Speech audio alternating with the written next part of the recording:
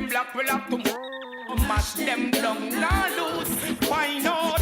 Say approve, wicked people, we are gonna mash them down, now lose. Conquering lion, obstacles we come and put for we gonna mash them down, now lose. Babylon we mash them down. Them never know we woulda make it in a life. Pretty car, pretty house and pretty wife. Business a gone and everyone feel nice. Stepping out the ghetto, stepping to my paradise. Every day me say the ghetto you them want food. Happy wear clothes and them happy wear shoes.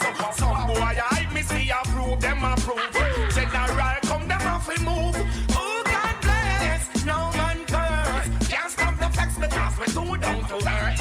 Oh Rasta bless, no man curse. Can't stop the flex because we too down to earth. The more them fight me, is the stronger I get. The going get tougher, I and the bars me set to all Satan. Me prove that I am truly blessed. While me wish for life, them sing it. While them a fight me, is the stronger I get. The going get tougher, I and the bars me set to all Satan. Me prove that I am truly blessed. While me wish for life, them sing it. I am one of the chosen, the most I smile, and a permanent reminder when the sun still shine on. Satellite link out, perform any tribe on. My destiny is not guided by no silence. Cause them are done corrupt like conflict diamond. Them and them one bagger, quick fit tell life on. Run off them out like Taki and Byland. Me hunt them down from Athens to Saigon. And delete the fast like a shortcut icon. Cause me sure not big enough for me funds them tribe on. When them a say them a reap and a soap and Jailan. The son of this time not different from my son. Me a fight more intense than Aztec and Brighton. Ras no confuse Africa with Thailand. From dirty life and corruption. I got watch me and use the motor with the boats that they life on the more them fight me. Is the stronger I get. You go will get tougher. I and the bars me send to all Satan. Me prove that I am truly blessed. While me wish for life them see. While them a fight me. Is the stronger I get. You go will get tougher. I and the bars me send to all Satan. Me prove that I am truly blessed. While me wish for life them see. As poor as I am, I've got my ambition. Keep my distance from war and contention. I might not be rich, but I sure got stars. Got some good friends, but still some who hate me. Tell their lies and still that don't wake me. The joy that's inside brings out my healthy smile. Try if you want, can't stop me. Lie if you want, still won't move me. Won't move me, no. So try if you want, can't stop me. Lie if you want, still won't move me. Won't move me, no. Won't move me at all.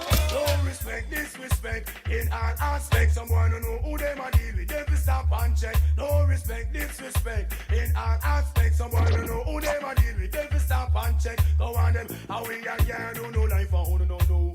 When who know a secret, we a patrol out and do like saver. How we protect who know life and who don't know. When who know a secret, we a patrol. I am me boss, me own big man, me run me own show. I mean no response to sorry, or if me did know. Cold like Alaska, in the time of snow. When me chat, me no cater, feel no back and belly rat. Dig off you in a mill, you have to stitch it up back to you. Flex like you wicked, yet you wasn't in top. You a powder your face and left your head back, fool. Watch your speech, I know your chant. You a itch and you a scratch, you must say have the apparent shoe. How we protect who no life and who no know. When who know a secret, we a patrol out and don't go on them. How we a girl who no life and who no know. When who know a secret, we a patrol. I shall sing as long as I live, and as long as I live. I shall sing, I shall sing as long as I live, and as long as I live, I shall. When we first met, you were so sweet. Said you'd always be with me. Made me fall in love with you. Now you don't wanna follow through. Or is it all a lie? Just to feed your pride? Is it just a game you play? Well, I'm not made that way. I'm not a toy. I'm a woman, and I don't play those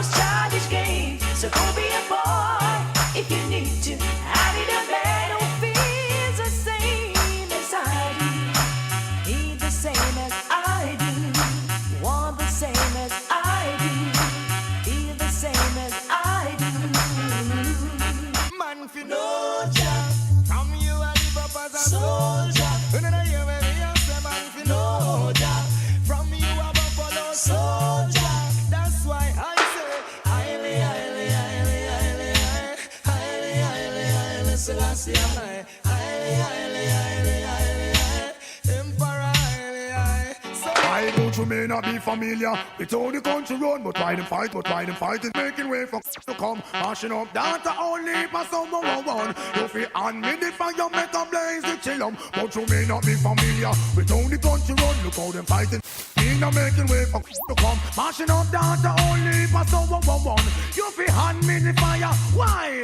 Tell them now, let it now remain. When the Eden not the one, let Mojo Matan explain. Found down in a Ethiopia, no come here for no plane. I salute all the scholar. The earth man just the same car. We all take a draw when a big and small. Meditation is good for one and all. Why the topic in all and them conference all is to persecute the from existence overall. I may not be familiar with how the country run. Look how them fighting.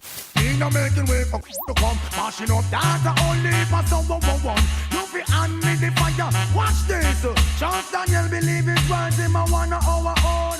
Don't know about the stones, leave them alone. If you see me with a wizard, that's me fan of scrub. Great is he in Zion who cause it turn the earth to bud. Cannot visit the coffee first night you make love. The rock Batman you're alone, blow you above. Basic introduction to the wisdom with a fluff. Now hide it from the green, now the red and black. I am lonely, lonely, lonely.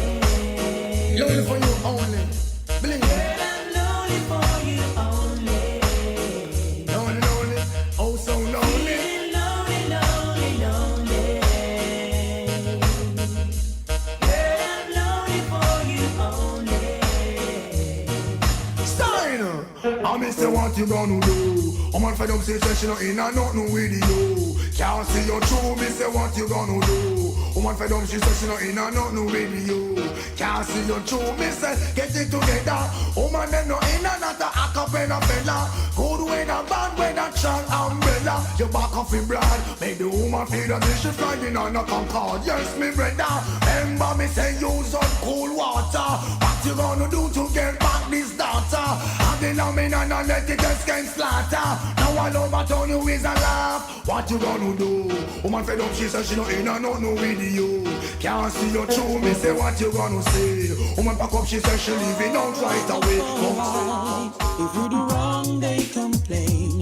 Even if we call the Father's name, it's the same what they want us to do. Don't they know this is nothing new? Why won't they do what they want? Let me do my thing, they should be thankful. There are lights of hope that are still shining, shining. If we do wrong, they complain. Even if we call the Father's name, it's the same what they want us to do. Don't they know this is nothing new? Why won't they do what they want? Let me do my thing, they should be thankful. The lights of hope that are still shining, shining. You say you're hurting, oh, cause they say I'm flirting, oh, no. You just can't take it anymore. Your friends say I'm no good for you, but in my heart I'm so true. A partner for life, we can be sure. You asked me for some time to clear your mind. I stayed away, it hurt so much without your touch. Now I'm back, now you say just a little bit longer, baby. For my love keeps growing stronger. A little more time to say, but in my head a love song plays for you and me.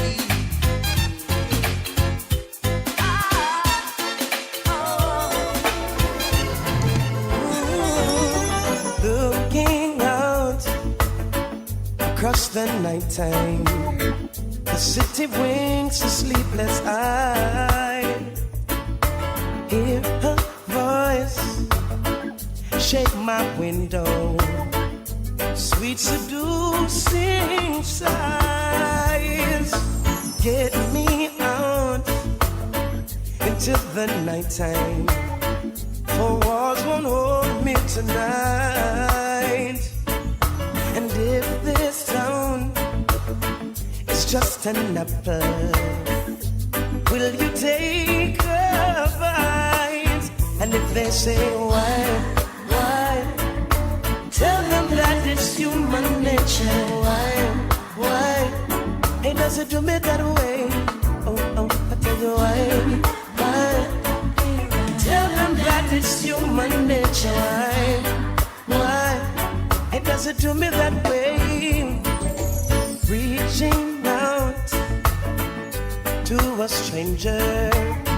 Electric eyes are everywhere. And I see that girl. She knows I'm watching. She likes the way I stare. And if they say why, just tell them that it's human nature. Why does it do me that way? If they say why, tell them that it's human nature. Why, you know if you do me that way. I love living this way. I love living this way. The number one morning show in the SVG. Morning. OMG in the morning. Come on now. Shitty, you know, human nature is a real funny thing. Yeah, tell me about it. It's really funny, you know, the kind of things that you hear on human nature. It's funny. It leaves you wondering, like, what's going on? You hearing all kind of things. Did I do something there? Did I just... No. Just go return to dashboard. Yeah. Nothing happened. I just returned to dashboard. Right. Oh Lord. Yeah, you're doing good. And click on the first one. The first one. Enter. Go Enter. Yes. Yeah. Human nature is really funny. You know, because we got something to talk about this morning. It's We Don't Care Wednesday. We don't give two damns on a Wednesday morning. Enter studio. This one. Mute. And enter. I ain't thinking mute really, so you best do it, Because I don't want to mess up and then you have to send it back out again and blame me to all the commentators who've got to come in live. Human nature, real funny thing. But listen, it's 7 o'clock in SVG, the Eastern Caribbean. Let's go to the top and come right back on inside of the Wednesday morning. It's We Don't Care Wednesday. We don't give two damns on a Wednesday morning. Let's do this, Shady. Let's do this. Boom 1069 is trending. Blazing on the air at 1069 FM.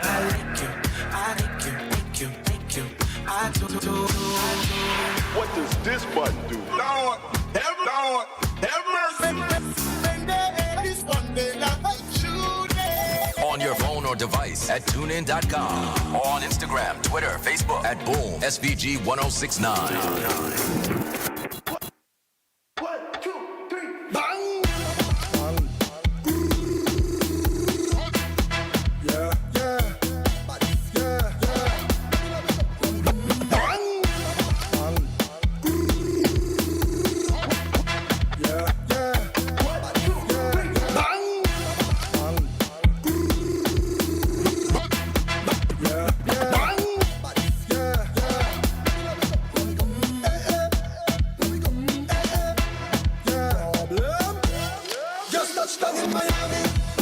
Next up is Trinidad. I went things this set Lucia, Barbados and Grenada. Learn what there was a scene. I touch Antigua, I touch Jamaica, I touch Caribbean, touch Dominica, and it's the same thing. All them girl and them, they outside naked. It's nakedness, and when they wind, they breaking necks. All them girl and them, they out on the road. Naked, it's nakedness. Come the girl and hot summers, everything coming on. Take it off. Every girl start bubble and roll it.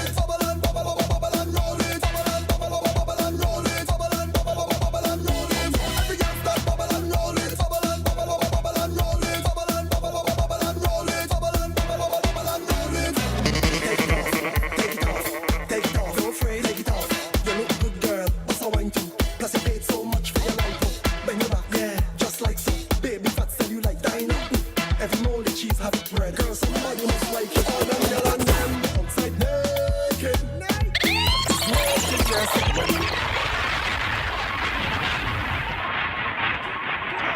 Couldn't help that. I had to break the rule. I had to make an executive decision and break the rule this year. Couldn't help that. This problem child is bad. This problem child is wicked. It came out just in time for Miami Carnival, and it's doing well already around the Caribbean. Yeah. It's trending into number one position. I heard Holiday get road match. Holiday? Yeah. Holiday. His song. Yeah. Oh, okay. One of the most okay. played song in the Miami Carnival. Really? Yeah. Wow. Also, Marlo. Marlo, yeah. Me Alone. Yeah, Me Alone. He did well as well too. Yeah.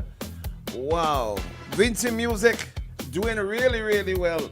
You know, I was talking to someone some time ago who came to see me, and they said, you know, they don't understand why we're not being more innovative with what we do with our culture and give more support to our music, you know, and to our musicians and artists.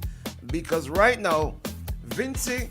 Vincent and the Grenadines is where all the top artists come to either to get big songs, the big writer to get their songs, big songs to be written, Marshall songs,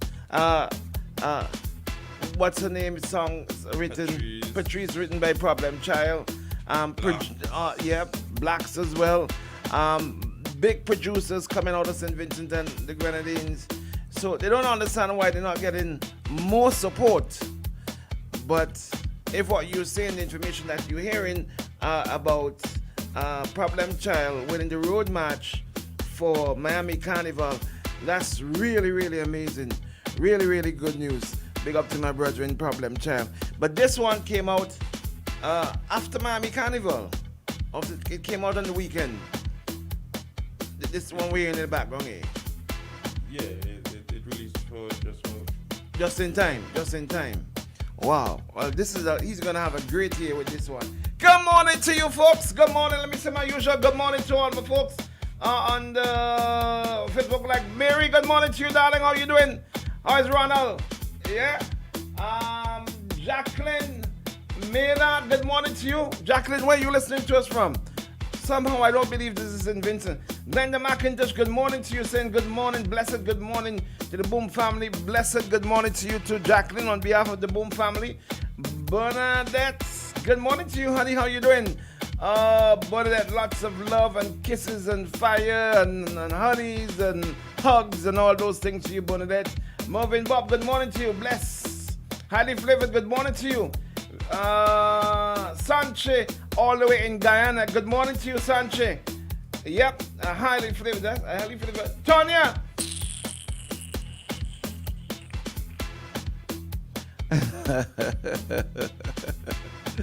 If I love Tonya one more time, I can't love her anymore. You know, I showed someone Tonya's photograph a couple of days ago. Was it yesterday or the day before yesterday? And the person said, Tonya she looks well. I said, because she in person. No, Tanya's my darling. Good morning to you, Tanya. How you doing, darling? Tanya, I love you. Tanya, let me tell you, Tanya and I relationship started off in a kind of a way, right? We started off in a kind of a way, and look where we are now. We almost married. Tanya, if I was available, you would have been mine, darling, and I would have been yours. I love you. And Tanya, keep looking good, honey. You look well. And keep sending me those stuff, darling. You know what I mean? Everything, all of them. You know, keep sending me those WhatsApp stuff and those stuff with people, the coffee and the what's not and what's not. I love you, baby. I love you. And I'm seeing it. I'm really seeing it, all right? Carol Miller in St. Vincent. Good morning to you, Carol. Good morning. But, my buddy, good morning to you, gentlemen. But it's saying blessings to all. Well, I don't tell all about a nice story. Both and I went to St. Martin Secondary School together. We were informed together right through. Both, myself, Howie, a whole group of us, yeah? But is one of those friends that you you will always, no matter if you don't see them, no matter if you don't hear from them, whenever you reconnect, it's gonna be a good time, you know. But that trip for December, we still on, eh? We still on with that trip, and with the thing that you say we gotta carry. But that thing that you say we gotta carry, the outside thing now. Yeah, boy. I agree with you. Did I tell you? Yeah, Alaska. So Bart and I been talking about having a regrouping Alaskan cruise. But when the idea came up, Bart said to me, boy, with that kind of trip that you have to carry her. Bart, I love you. That song like him? Yeah. But, yeah, boy, I thought about it, and I'm in agreement with you, buddy. And I have something lined up. For Alaska, buddy. Alaska cruise, yeah? Bart is not easy guy. You know, people meet me all the time and ask me, who is this Bart? I say, Bart is just my friend. But you are now a celebrity in St. Vincent on the Facebook Live. Yes, good morning to you, buddy. Michael Johnson, good morning to you. I haven't seen you for a while, Michael. Michael is from the South Leeward. Is South Leeward? Yeah, South Leeward area. Yeah, Michael, correct me if I'm wrong. If I'm right or if I'm wrong. Yeah, Michael Johnson is involved in the National Youth Council, youth organization. Now a big NDP man, have big NDP group going on. Yeah? Michael, that's you there? Or that's somebody else? Alright. So good morning to you. Addison, good morning to you, darling. Good morning. And Janella Stowe Edwards. Give me her files, because she seemed to have real files on me. And the name sounds very familiar. Yeah? And Janella, good morning to you, honey. Yeah. And she said, Shady. Hey, Shady. Morning. Tanya says, Stoops. Talk about what's happening. You tell me what happening. You tell me what happening, and I'll talk about it. What you want me to you see what I mentioned this girl with? You see, Tanya and I is like a married couple in a house that we love to hate each other. When it get into the point of getting sour, and we're going to get to the point that we're going to mash up. She always coming with some timing thing. Leave me, let me say me good morning, what's now? And okay, in the meantime, you put what I should talk about. Let me go, buddy. Let me go, Tanya. Oh, I love she too bad. Yeah, Michael said, yeah, that's right. It's me, yeah. Errol Patterson, good morning to you. Orlando Lockton, bless up to you too. Errol, this is not the same NDP big NDP man, right? That's not you. That's not you, Errol. That's not on you. Who made you this call? He don't make any, well, they don't give you position already. Errol, if that is you. What is it? Diplomatic position. But Errol is in Orlando, locked on. Jackie from Kingston. Low Kingston, that's you, right, Jackie? No, Errol said that he's definitely not NDP. He's definitely ULP. You know, don't call that name there with he. He's ULP. Yeah, okay, Errol, I got you, buddy. I got you. Listen, we like Switzerland around here. You know the country, we have no enemies. Friends of all, enemy of none. That's us. So everybody, we love everybody. Whether you're NDP or ULP. So today or tomorrow, NDP go cost me because they go hate me, and tomorrow they go love me because ULP go love me today. And that's how we moving, right through. Okay. We have a dog in the fight. Wanted to Stifler auntie up in Fairhall. Stifler auntie in Fairhall. She always looked on there. Oh, okay. Good morning to you, auntie. How you doing? Tanti, good morning. We love you, darling. We love you. You see, Tanya don't start. Errol is a labor hug. You see. Tanya don't start. Tanya say Errol is a labor hug. Oh gosh. Oh my goodness gracious. You know, what will happen if we don't have politics? Could you imagine if both parties were to come together and join? and we don't have an opposition. So therefore, we don't have a NDP or we don't have a ULP. We just have one political party running the country and everybody happy. That will be in the Ivory Land, with the land of milk and honey. As Pastor would say, in heaven. Not in St. Vincent at all. Wait, the man from Trinidad say? The Prime Minister of Trinidad, every morning you wake up, it's talk. You had that? Finally. What's name again? Keith, oh Lord, I nearly said Keith Miller. Todd Toller in the house, big up SVG. Good morning to you, Todd Toller. Good morning. Yeah, lots of listeners in Todd Toller as well. Good morning to you. So it's Wednesday morning, folks. The Cutlass will be in just now. I think we've got some promotional interviews this morning. We've got Invest SVG or one of those things this morning. Double check that for me, please. Let me know. So we can know how to set the thing. You know, how to set up the schedule now. How to start the cussing. Today is Wednesday. SVG Football Federation and Invest SVG. So we've got them both this morning. Football Federation is at 8:30. There's only one today. Yeah, okay. At 8:30 we got SVG Football Federation joining us in studio. Let it come in. They got some things to talk about football. What I want, the Miss SVG people and them. See, there's a petition going on. What is it with this petition really? You saw it, so you know about it. Tell me, explain what is it? What is this petition about, Shady? I think the young lady that won. Right. Who I love and think is sexy too bad. Yeah, she made some comments in a group. I think it was a group chat. I think she put it out on her social media as well too. Right. Like one of the girl stole her interview answer. Wait, how could thief somebody interview answer? Apparently, like they were given the question. So they given the question. So it's not real. It's not real. So them think they're not real. Oh Lord have mercy! Kicking the front door. What? So these interview answers. These when they have interview on stage in the Miss SVG show, it's not real. Did it know the answer? Did it know the question? Did it know the question them before? I thought that's how it used to be like, on the night, you know. Gosh, you're just no. I think it used to be like She should have tell me that. All the question is right. So you're not gonna know which one you're gonna get. So how she know that she thieved the question for the other one?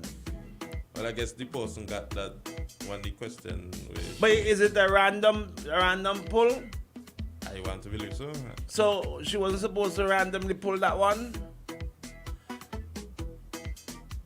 She said what the other one, what the other one was gonna say if she got that question.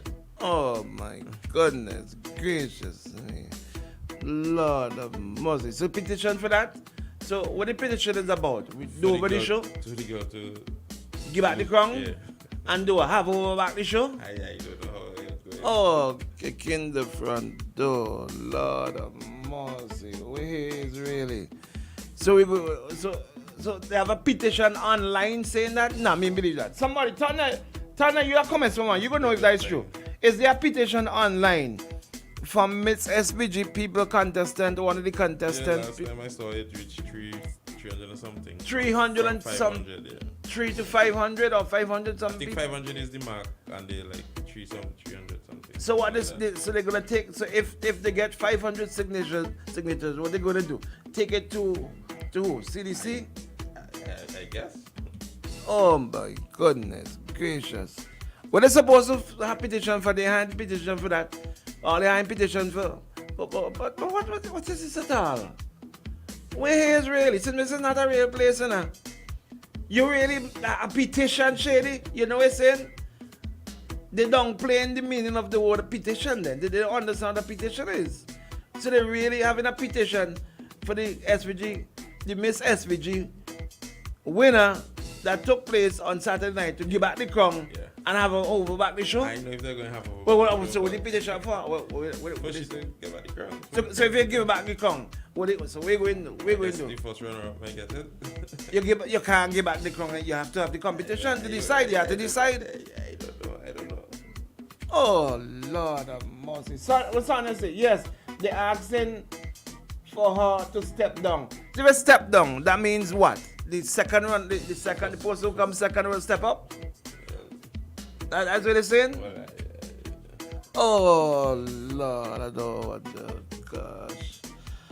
OMG is not a comments thing, you know. We don't talk them kind of comments there, you know. Oh, Lord, he think.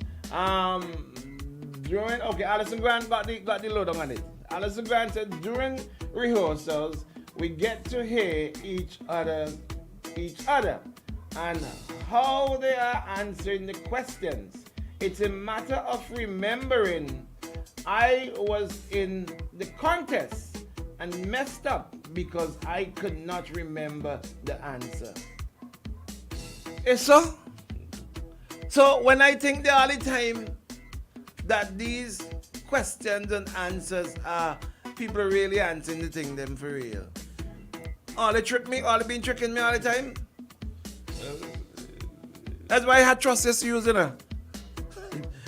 So Miss SVG, question and answering is not real. Alison, that's what you're really telling me. But where these things give me trust issues, you know. I have major trust issues because of these things, you know. Oh, Lord of mercy. Oh, gosh. So, it's the same question that was asked or different question? Alison, tell me, what really happened? First runner-up will take the crown. We thought they were random questions, nonsense, honestly. The hate and bad mind is real towards the queen. Well, they can't take back the crown from the young lady. They can't take back the crown. That's like Tanya, that's like NDP trying to take back Tanya, you gonna know more them thing there. Tanya, you see Tanya, that's like when election thing and ULP win and NDP trying to say no, the thief.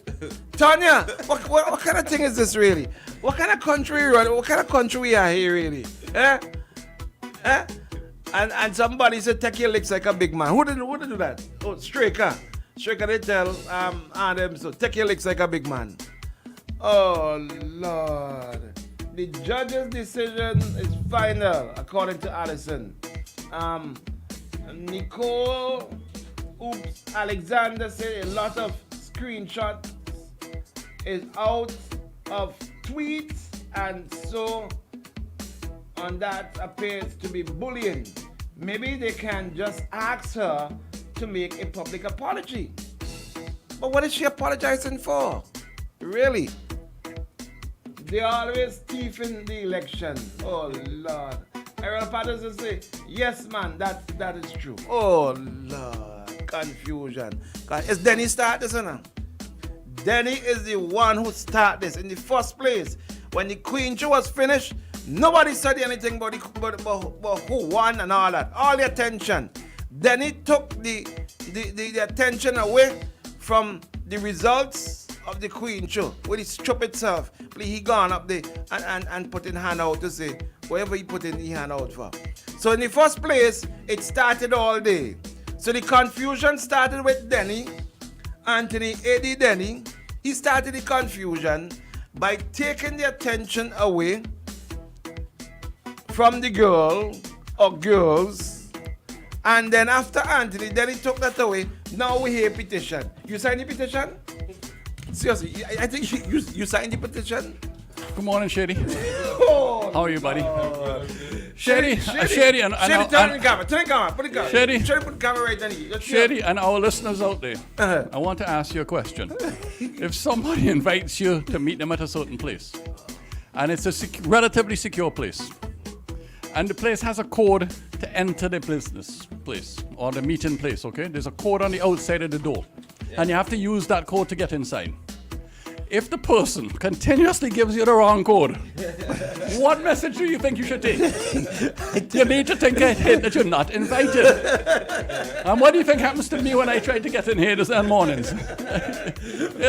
You are, you really have me bad in that. You think me have you bad? Did you hear what Grant is saying about you? But yeah, but Grant is a horrible. Grant is a horrible. I think a horrible. Grant, it's not what he's saying about it's what he's insinuating about you. Somebody else. Well, I am not going down that road with you because my friend Grant would never do I that. think it's what he's insinuating about somebody else. Did I tell you I have news this morning? Well, yeah, no. I heard a rumor yesterday.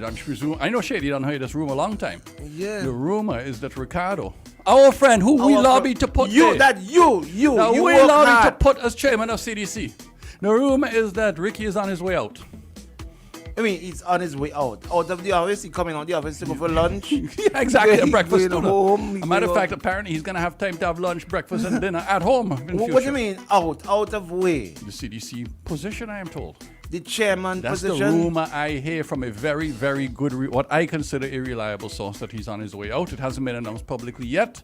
That's what I hear, buddy. Well, you just announced it publicly. God, I also have, and it's a rumor, but Shady, what do you just announced it publicly. But Shady, like Colin, but he broke the rumor about Colin. I am not breaking the rumor. No. You broke the rumor. Searchlight dropped the Searchlight dropped it first. Right, okay, all right, okay. So well, I'm breaking this one. You this I am morning, Searchlight. You this morning. I hear a rumor that Colin, that Ricky has diminished. And office. I hear a rumor about who his successor is already too. Anybody another red man? Anybody in here like Pan?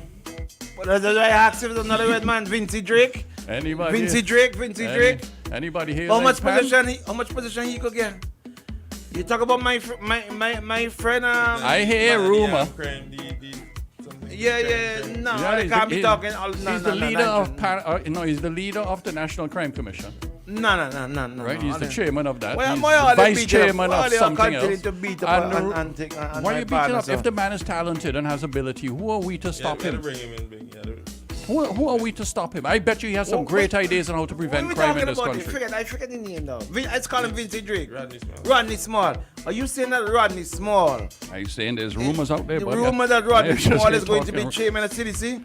Rodney, call me, buddy. Call us, Rodney. I hear it rumors. Rodney. But what's wrong with Rodney? But what is wrong? What is wrong? But what is wrong with Rodney being chairman? Maybe you think that he's a red man. Well, people been asking for younger. They want younger people. He ticks the box. He's ready. He ticks that box. He's me call Rodney. He knows about culture at least, right? At least he's better positioned there than he is. He's much better positioned there than he is as chairman of the Crime Commission, because that's ridiculous. That is real stupidness. He's not chairman. He is the chairman of the National Crime Commission. He is executive director. That's a paid position. Yes. Oh my good God. Oh, sorry. And what is wrong with that? Nothing. Absolutely nothing. What is wrong? What are you saying? What are you saying? Nothing. Rodney, call me. As a matter of fact, let me call Rodney. I'm calling him live on air. It's just a rumor. It might not be true. We just need to clarify this rumor. I'm calling him live on air. Live on air. Rodney Small. I think you are a terrible man. Hold on, shit. Small. Hold on, Rodney. I am just saying, it's just a rumor. It might we're gonna find out if both rumors are true. If both rumors are true. If he gonna know if he's taking over and if Ricky's leaving. First of all, he won't know if Ricky's leaving. Yeah. Because he's very close to the Prime Minister. 496. Very close. Yeah. Come on, Shady, hurry up. There. 496-565 something. Poor fella, he probably doesn't even know he's about to get a call from you. He listening. Then I'll be thinking. You know. No. Rumors, buddy. Drop. You see, on this station. No. When we hear rumors, Bing, we try to clarify if it's true or not. And put it to quiet. Because it may not be true. Maybe Ricky is not resigning. Maybe Ricky's staying on for another 5 years. So who knows? 496-565 something. We don't know. We like to clarify. And I said, but why are you red people doing this? There's a great answer. Yeah. Now, my phone number is close to the station phone number. Yes. So I hope you answer your nasty man. Yeah. Right? If he's up, because he's a busy man. What do you think about this first slogan? Are you ready for a slogan here? To fight crime. You ready? What? Waste no time, prevent crime. What do you think? Waste Rodney, no time, morning, Rodney. Morning. Morning, how are you doing? I'm alright. Stephen Joachim decided to call you this morning. I did not call anybody. I don't know Rodney's number. Rodney, Stephen Joachim decided to call you this morning. You're live on the radio. I told him that you're going to answer and say, yeah, nasty man. But you didn't do that. There is You a disappointed rumor. me. Ask the man about the Rodney, rumor. good morning. Can I ask you if are you available? Are you in the bathroom? I don't know what you do. You're not in it, so you're available. I'm available. You're available. Okay, so you're live on the radio. Okay. First of all, what is your position in NCC, National Crime Commission on Crime, or what? How do you think? What's the name? What name? National Commission on Crime Prevention. And Crime Prevention. What is your official title? I'm the director. Ah, there we go. There we go. You What see? is he, executive director? He's the director. You're telling about chairman. This red fella in here telling about you chairman. I thought he was the chairman. No, he's not the chairman. Rodney, what qualifications do you have that you think are suitable for this position? But you need to okay, tell us what is it? This is a serious matter. This is crime in our country. We have Yeah, every right to but ask we that. need to Rodney, find what do out- you think the skills that you bring to the table that make you suitably qualified to come up with ideas to fight crime in our country? Well, this is a conversation that I would want to have separately from just an impromptu call, because first we all have to understand what is the NCCP and what is the role of the NCCP, and then first we will understand why I am possibly one of the persons who are considered for this job. Now, let me say this: the NCCP is not so much of a legal unit. It's more of the social, the softer side of things in terms of coming up with programs, initiatives to help persons, to help reduce crime, to help prevent crime. So programs within the school, programs within the communities, programs for young people, and of course everybody who is involved or who is exposed to crime would be a part of this. Now, what I would say, there's a commission in place that has about 16 to 18 members who are experts within the various elements. Experts? Rodney, can I call out a couple of names and you tell me their expertise? Names, you Why can don't call you give them. us a couple of the names and tell us the areas of expertise? Well, Why you you feel know- they're qualified to address something as important as crime in our country? I mean, anybody could address crime in Trinidad because we all have a You part just of said it. they have expertise in certain areas. No, I'm saying the commission have persons who are direct experts in, for example, there's a representative from FIU, there's a representative from the Bar Association, there's a representative Is from Storm police. Gonsalves an expert on business and entrepreneurship? I'm not aware, I'm not sure about that. I don't know his qualifications and all. But he's listed. He's listed. He's on the there. list, isn't he? To represent business and on entrepreneurship. Ronnie, careful how you answer this. It's just a question, a legitimate question. Ronnie can have any questions. Hold on, Ronnie. Hold on. Let me put up the list and say it again. No, I'm not good. No. Mr. Anyway, we didn't call Rodney about this. No, you Ask Rodney. got the list on the phone. Rodney, Look at the is it list. Hold true? on, Rodney, wait before you answer him. Ronnie, you're my friend, and I protect my friend. That's one thing I'm known for. But I'm loyal to my friend. Never mind they just back talk me. Okay, I'm big into sports, Rodney, as you know, right? Okay. Tell me about Zena Lewis, please. I don't know the person.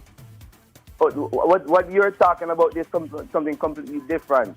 You're not talking about NCCP. What you're talking about is the youth council, the advisory council to the prime minister. Persons who are on this youth council who would advise the prime minister about things that are youth oriented. Sorry, repeat again. What did they advise the prime minister on? On youth stuff, youth development. Yes, it's a youth. So any event, okay, that's fine. Hold on, are you He's part also of that? part of that. He's also You part of that? If I'm a part of it, yes, I am a part. How of old it. you be? Me? Yes. No comment. I can't give you. Yeah, but if you're advising prime minister on youth. Yeah. I mean, you have to be a youth or you don't have to be a youth. So, Stephen Joachim was 60-something. 61. 61. Could he be a part of the commission? The youth, no, we're talking about two different things here. NCCP and the youth council is two different things that we're So the talking about. youth council involve Zena Lewis. So in that case, you have my apologies because I was talking. Hold on. Javed Rose.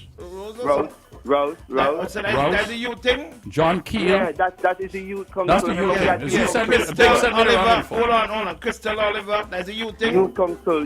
So All Storm those are youth Gonsalves, council. so the Prime Minister's son advising him on youth matters? Yep. Youth council. Okay. Alright, cool. Thanks for clearing that up.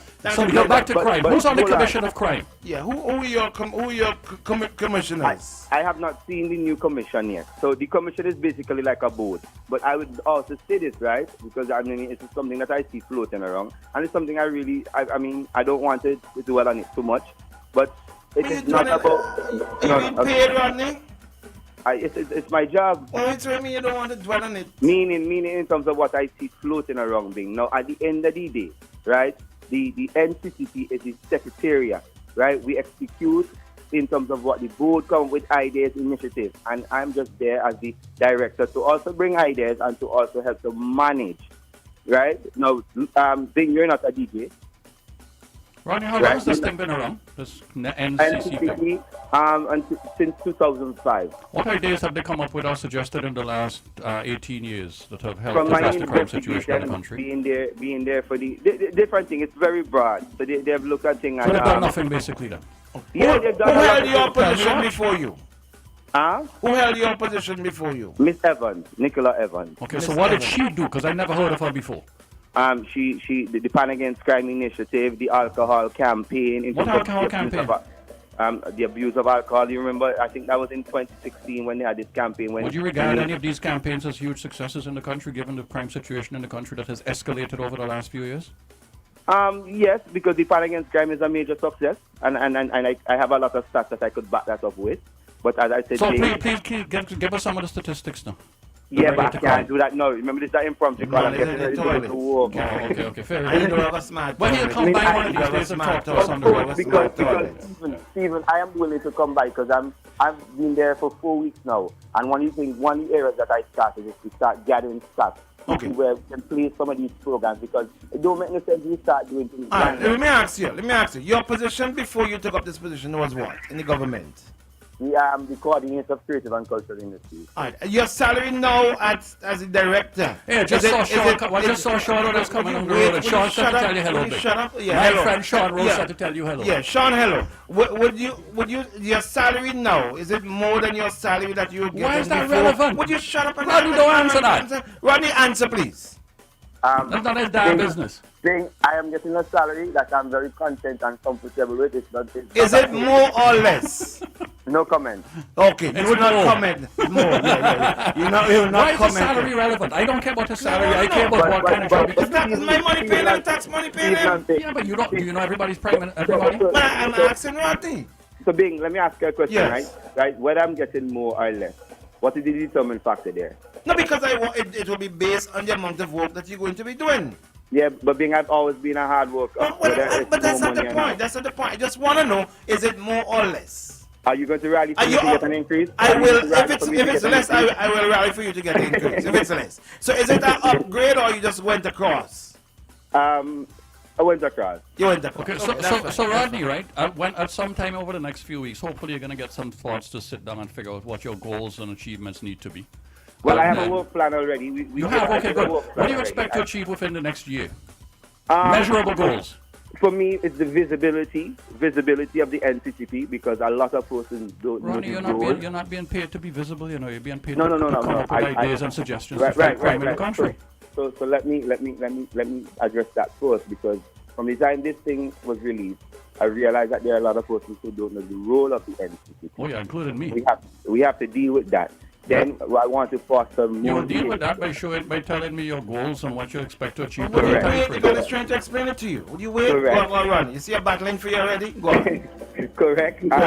And there's some relationships and some collaborations that we want to strengthen because again the NCCP is not the only person involved in this. Okay. So have a budget been allocated to you already?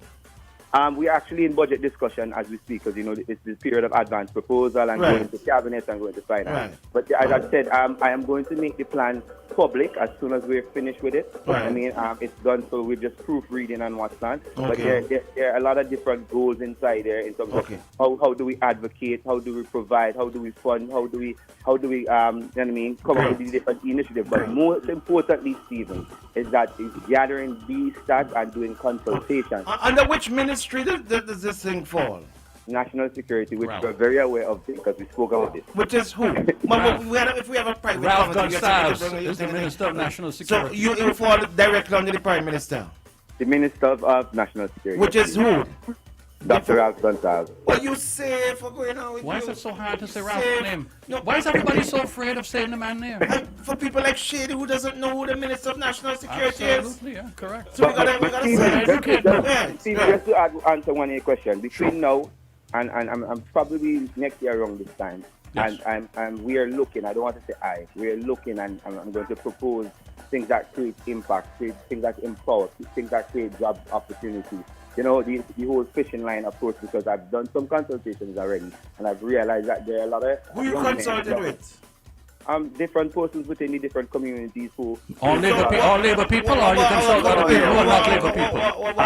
How come you ain't come to us? I would make this very clear, Bing. When I'm doing the government job... So you said you've done the consultations already. How come you ain't come to it? I didn't say stations, and I said I consulted... No, we're not stations. We are individuals. Stephen, Joachim, and myself. I consult 100,000 people, Bing. But he decide. So how come, who you decide? How you came up with who decide? Who to decide to consult? No, these consultations were very informal. I'm a very grounded person, so like when I walk through Upper Bay Street, I mean, a couple of young men with me, and I say, Rodney, you know, I have this idea. I would walk through Sign Hill. Oh, Rodney, I have this idea. Yes, even you have no ideas. I have no ideas. You have no ideas. Either do you.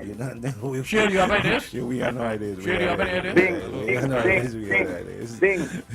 I'm hoping. And the people are ideas? That's why they're in opposition for 20-something years. Will you consult with an NDP person?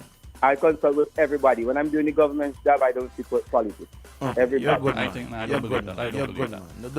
No. Rodney, you're a good man. No.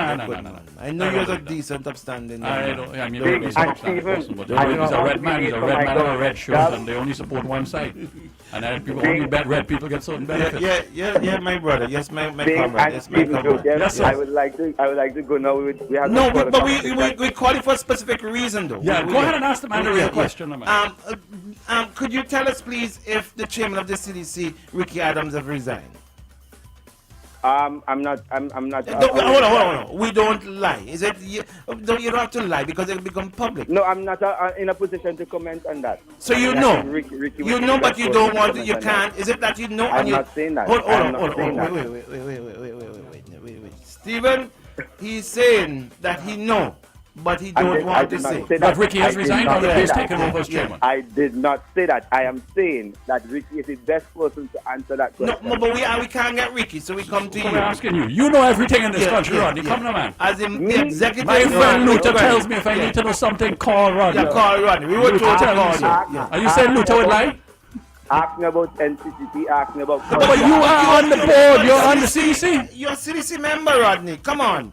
A major part of the CDC. Rodney, as far as you are aware, Rodney, let me be a little bit more. As far as you are aware, has Ricky indicated his intention to resign shortly or has resigned from the CDC?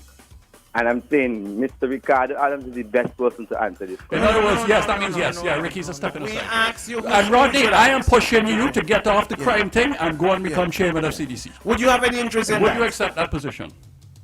No, I would not. Why not? It's a position for which you're qualified. Instead, you accept a position for which you are not qualified. How does that make sense? What makes someone qualified? The money not big enough? The money in chairman. It's being qualified to manage some DJs? No, absolutely not. Bing is not qualified I to do do a nothing. horrible job. That's why I have Mario. That's correct. That's what Mario's there for. I do a horrible job. I employ Mario to do that. So we agree with that. So next question. Yeah, next question, and we go ask our question. Your turn to question us. Huh? Your turn to question us. You just ask one. Ask Steve one now. Ask me another one. No. I don't have any questions. I just want this to be... I want to Rodney, I am lobbying for you to become chairman of CDC. You're a young fella. You're red.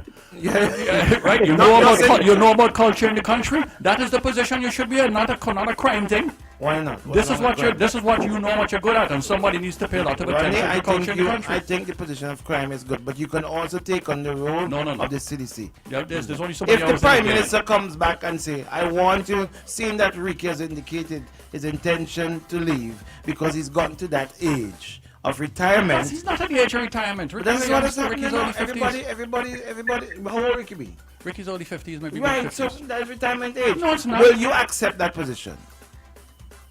No, I would not. I think... you won't accept So who do you think should be the chairman of CDC?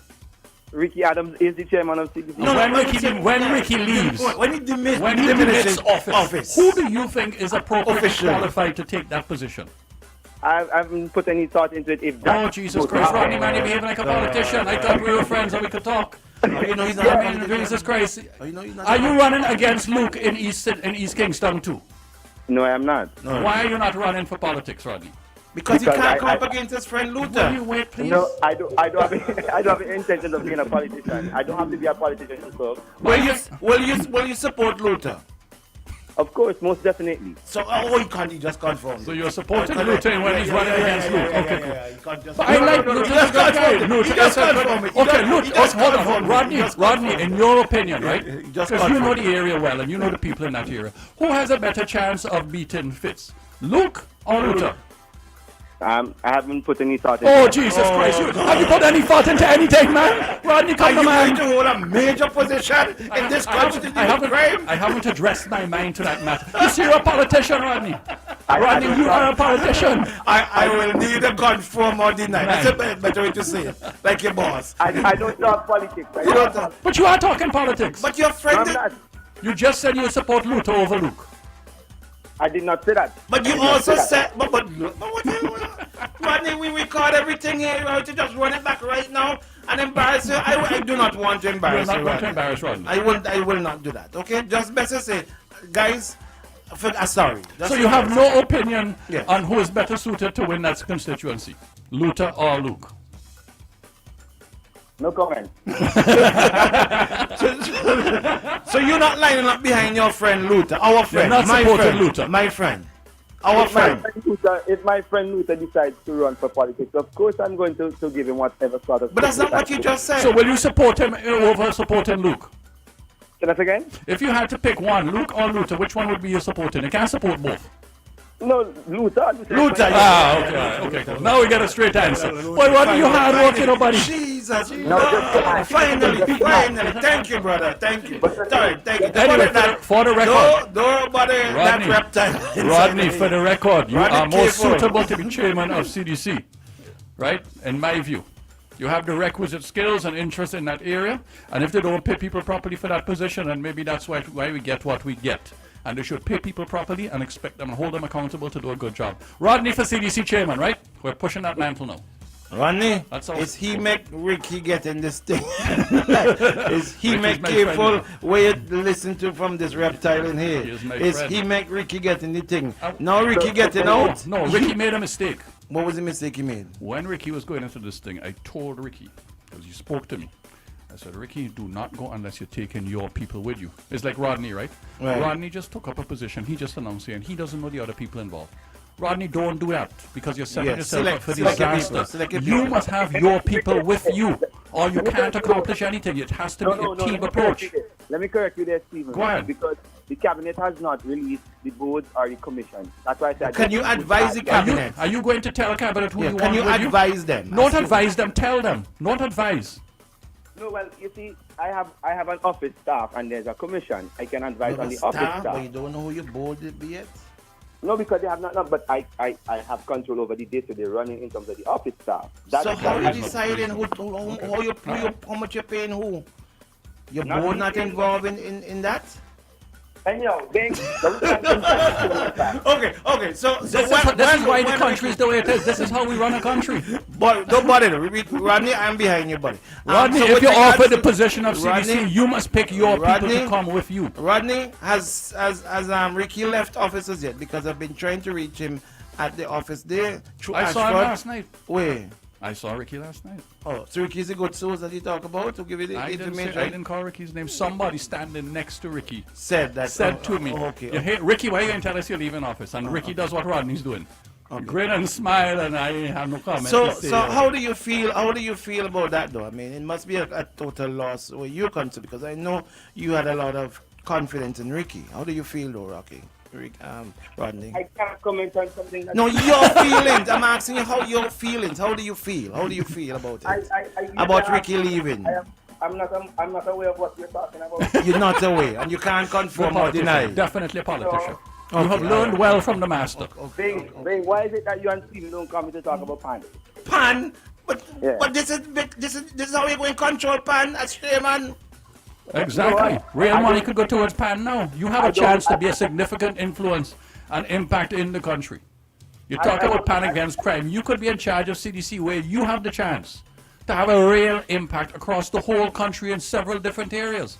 But I don't need to be the chairman to get the support, because I've been getting the support from Ricky. But you need to be executive director of National Commission of Crime thing, though. Yeah. Just because you and Sean had a blowout. Just because you and Sean had a blowout, you decide to leave and go somewhere else. You know what I mean? No, negative. I have no issue with any of my co-workers. Okay, all right, okay. But you think Ricky's leaving on a happy note? I don't know if Ricky is leaving, Ben. Yes, he is. He's leaving on a happy note.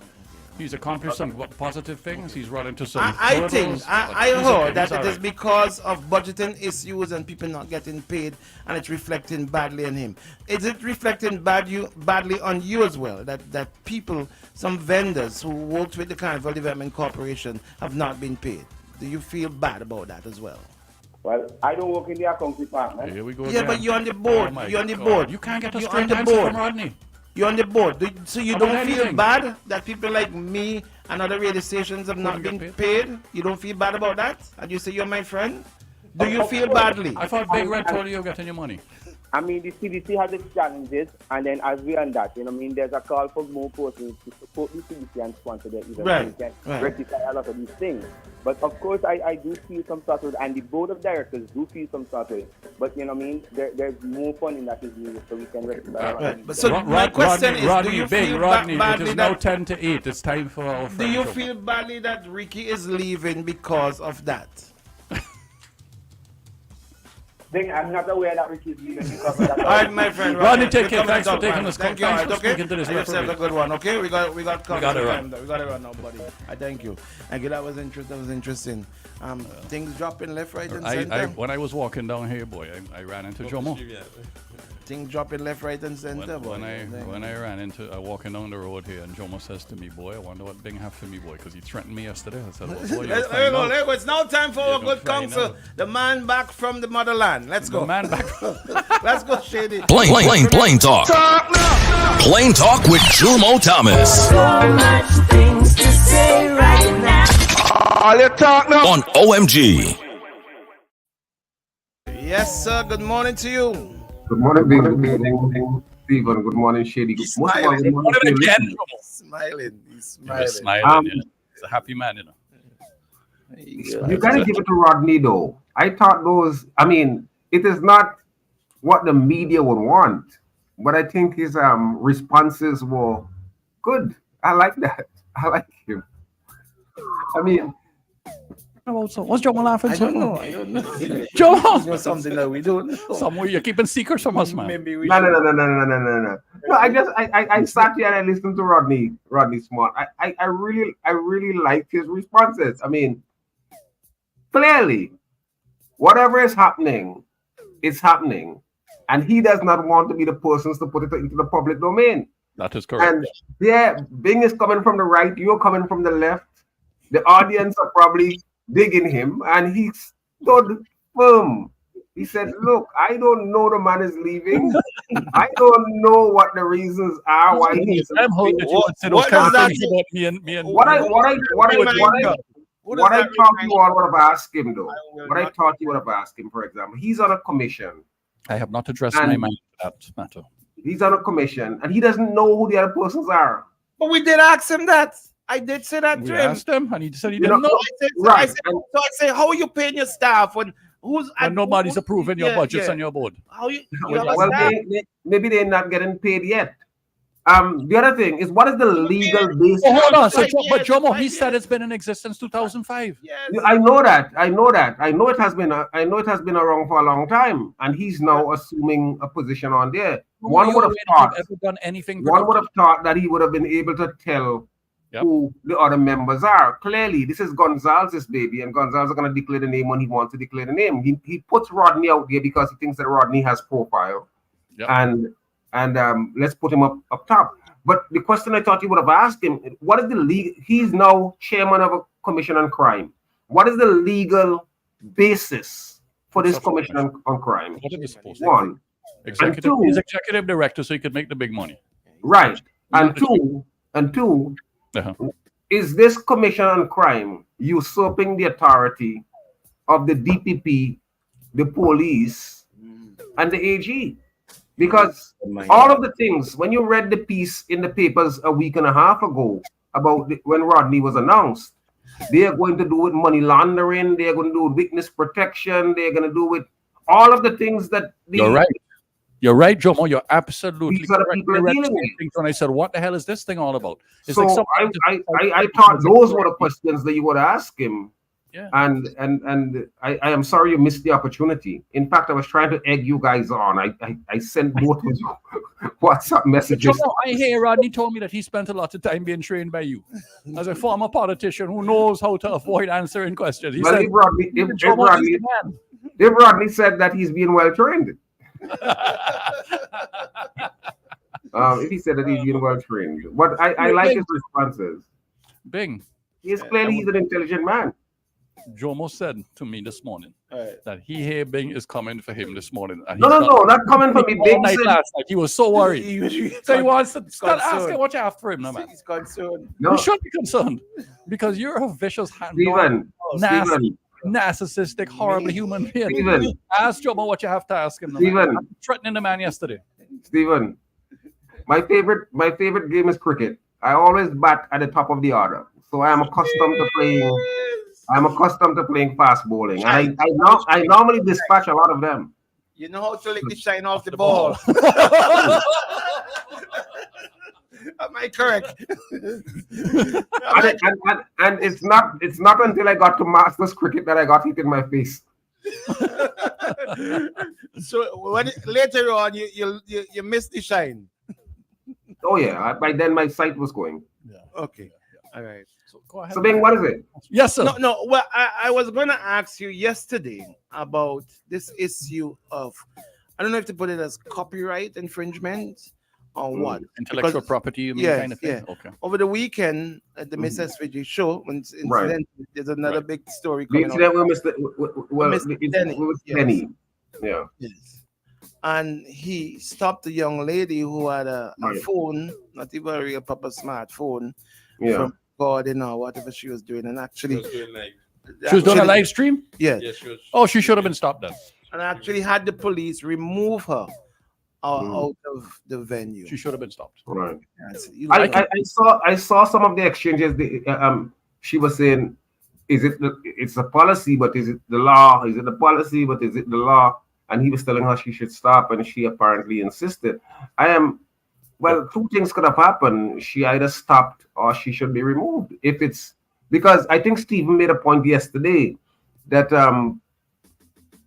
even if it's not the law, if a private promoter has an event and there's a policy which says, and the policy need not be written, it's clearly indicated that, look, we are doing this, it's a pay-per-view event, and we don't want people streaming it wherever they want to stream it. Look, if you go into Madison Square Garden, for example, for a concert, you don't pull out a camera and start sending it to your friends all over the world. But I think that everything now is so, I don't know. And maybe Mr. Denny was probably not even the right person. Mr. Denny probably was not even the right person to approach on it because of everything that's happening. You know, it gets a political coloration and so on. But clearly, if they have a pay-per-view event But I have heard the CDC say before, Jomo, I've heard them publicly say, and representatives CDC, that you cannot stream their events. I've heard that before. Okay, but it wasn't a pay-per-view event. It wasn't. No, but it doesn't matter what it is. If they tell you they don't want you streaming their event and you pay money to go into their event, you have to abide by their terms and conditions. Isn't that reasonable? Let's get down a little bit deeper into it, Jomo, Council. Right? Now, the music that's being used at the event, all right, I know for a fact that the CDC are not paying copyrights to use these music. Right. Is that correct then? Well, no. Apparently, as old people say, do so not like so. You're gonna pirate my music, but you don't want me to take your product. So, but I don't know. Unlike you, I don't know whether they pay for it or not. I don't know what the radio stations that play all these songs all day. I don't know if they pay. No, Jomo, you can't be on this radio. in the morning with us and say you don't know something. We know everything in here. How could you dare say that? We know everything. We expect you to join us. But we don't. Stephen, on the know everything point, I'll let you be the spokesman. I can't go wrong. I don't go wrong and tell somebody you can't record what's happening, and boom, even though I don't pay for the rights. Wow. But don't you all think that that's blown out because it was who the person was, Mr. Denny? When the radio stations, when the newspapers take and write stories from what happened in the morning, they don't call us. Right. Because it's in the public domain already. Thank you. Thank you, Jomo. Well said. It's in the public domain. So you're saying, Bing, that because this thing was on YouTube and it was on YouTube, free for YouTube, that therefore it's in the public domain and the lady was fine to do it. I think that it was a bit harsh to even to get the police involved and have her removed. Embarrassed her.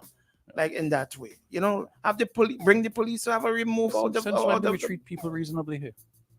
Once you're in a position of power, it may well be though that she may, if she has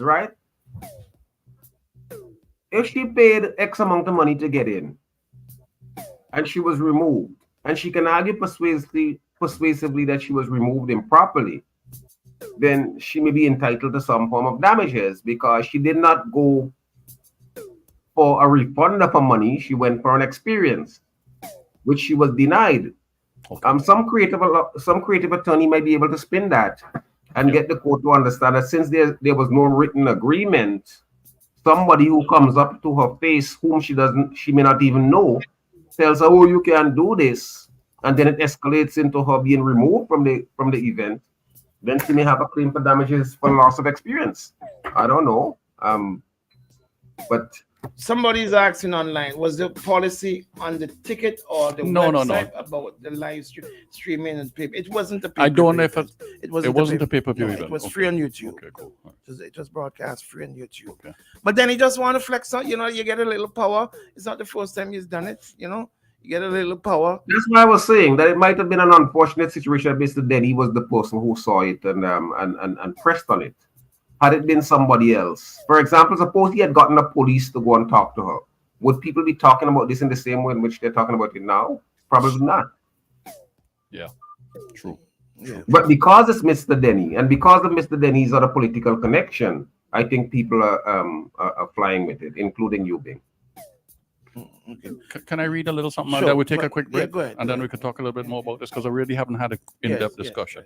Dwayne McKenzie's promotion to Inspector of Police is proof that PM Gonsalves lives by his words, and there's a quotation: "Our police officers are angels." If Dwayne McKenzie is one of Gonsalves' angels, quote unquote, camouflaged in police uniform, we should shake in our boots at the thought that one of the devils may confront us one day. That's a column written by Jomo. Jomo, when we come back after this little break now, let's have a little discussion about what's happening. Let's talk about that, what you meant. Very well. Let's go straight to the top and come right back. Boom 1069 is trending. Turn up the music. Turn down the lights. Blazing on the air at 1069 FM.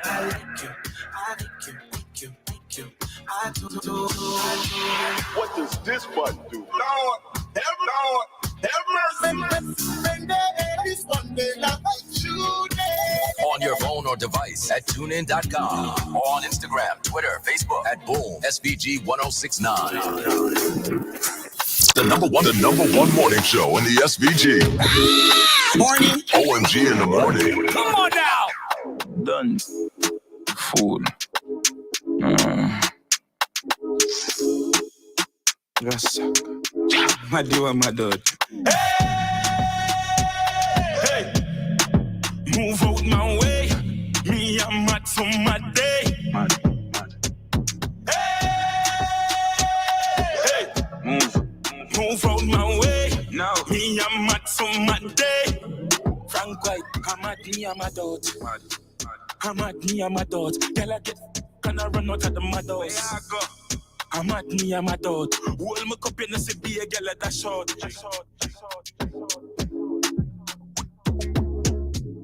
All right, we're back inside. Before we get back with Council, who's away from the camera at the moment, let me just remind you about my boy.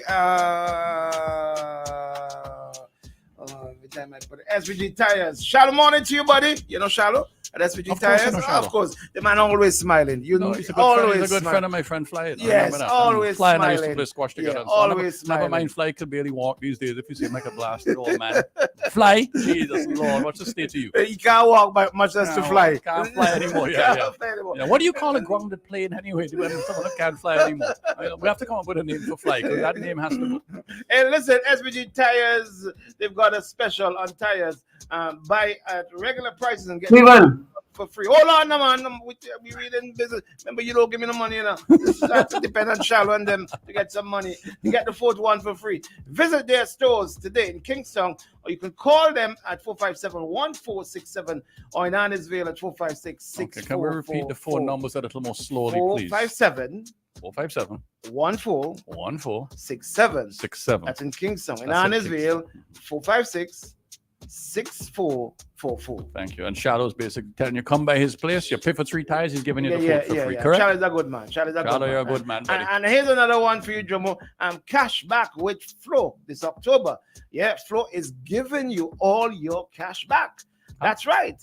Yeah, they're giving you back. All you got to do, well, you go and you pay your bill and be one of the lucky persons to win. Oh, yeah, cash into a back. draw to win cash, you win your money back. Yeah, Okay, cool. All right. But you gotta, in order to win Yeah, the you gotta cash pay a back, bill. you gotta pay a bill in full, right? You can pay a bill at the online or at their store or any of their partner stores and get cash back. Why not? Yeah. And don't forget my boy Woodsy. Woodsy a horrible human being. Woodsy came down here and trick us. I'm going to visit. I will be in New York next week. You gotta go by. Yeah. You have to remind me. Yeah, you gotta go and check out Woodsy. Woody's a good man. Woodsy came down here with his alumni, Nottingham Secondary School, giving Really? 90 computers to the school. Really? Yeah. That is really nice. Really, really That's good. forceful. Yeah. That's But you had a big thing up in the river. That is very nice. And make Shady and I go and get rubber tube and what happened? floaters and things ready to go. And he come and carry. So we were hurt. He didn't come and carry on? Yeah. He was supposed to pick you up He too? was supposed to pick us up, yeah. We had the tube. Why does and lie everything. so much fun with But you? I lie. You lie. Look shady right there. You lie. We had the tube and floaters and everything ready to go in the river. And it's up by Ralph, Macaque. We get Macaque. Yeah, Macaque fish. it's nice up there. Yeah. Can I read a little bit more before Yeah, Jomo yeah. jumps in, please? Yes. Let's Dwayne get back to McKenzie Jomo. is the police officer caught on video slapping, punching, and assaulting and wounding 15-year-old Damali Phillips. Damali was one of over 300 members of the Police Youth Club, a member of the Police Youth Club who journeyed to St. Lucia on a retreat. Damali Phillips was in Mackenzie's care. Informed sources told us that the theme of the retreat was conflict resolution. Well, they taught you to beat the crap out of the guy that resolves the conflict. The way the Israelis and the Palestinians are going at each other. Mackenzie, through his assault and wounding of young Damali, showed himself as a witless, tactless brute. Jomo, has that promotion been rescinded? But first of all, hold on. Before you answer, Jomo, we thought that those promotions at that level was done by the Commissioner of Police. Former Commissioner. They are not. They are not. Right? Former Commissioner. They are not. He confirmed. They're not. It's not. Correct. They're not. They're not. And Jomo told us that before. In fact, the Commissioner had some objections to some of the people, as you should. As you should. there. So, Jomo, please, has this gentleman, Dwayne McKenzie's promotion to the Inspector of Police, has that been rescinded as far as you're aware? Dwayne McKenzie, my information tells me that Dwayne McKenzie is from South Rivers. Right. But lots of people have come from South Rivers and got promotions. No, but that is in other words, you listen to what I say, but you're not listening listen to what I am not saying. Come on. So Jomo, repeat. Jomo, hold on. Keep up, buddy. Jomo, would you kindly repeat what you are not saying, please?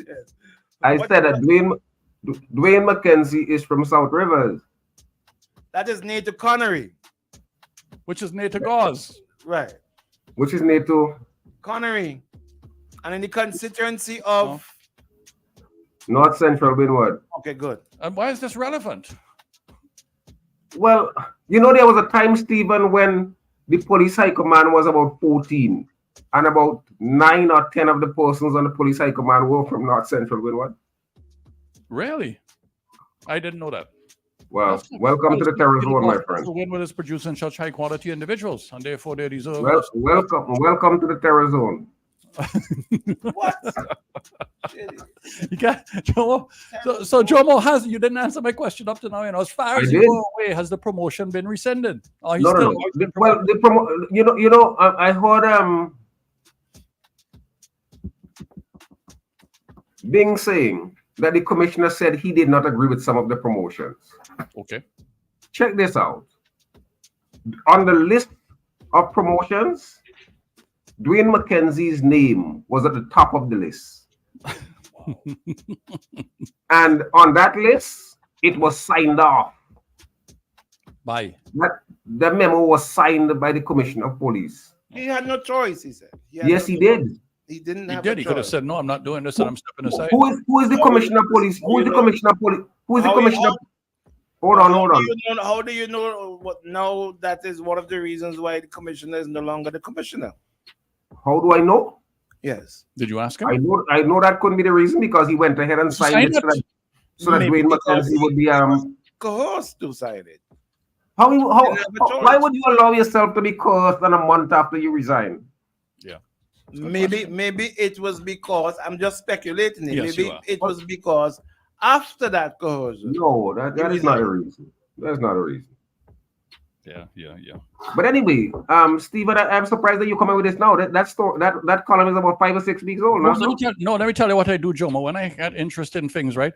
WhatsApp has a nice feature that you can create a group for your, create a message to yourself. So whenever I see interest in things, right? So you bank them. You bank it regularly. So whenever I see interest in things, now I stick them in my group to come back and chat with you at when I get a chance. So that's why I came up. What happened to the kid though? His parents. But Jomo, that's exactly the point, though. Too often you write or say something, or somebody says something. We talk about it for a few days, and then the whole thing disappears again. So I think it's actually a good thing to come back and address these. No. I'm not saying it's bad. I was just wondering what prompted you to come with it now. Because I'm not saying that's a bad thing. That's a very good thing because there have been certain developments that I've been told. So and I wanted to I just wanted to throw it out. If I don't want to comment further about that right now. But you know the other thing again, Stephen, now that you're talking about coming back, when the commissioner was on last time there, Bing had an opportunity to ask him what was happening to that investigation that the police promised regarding the beating of Damali Phillips. Nobody has heard anything about that. Like we have not heard anything about the investigation that was supposed to happen when the woman gave birth and on the hospital floor at accident and emergency. That's the point. And that was what, over a year ago now, Jomo? Probably 2 years. Right, thank you. Yeah. This is so the all point. they do is promise. They promise investigations, but to hell with you. We don't care about this.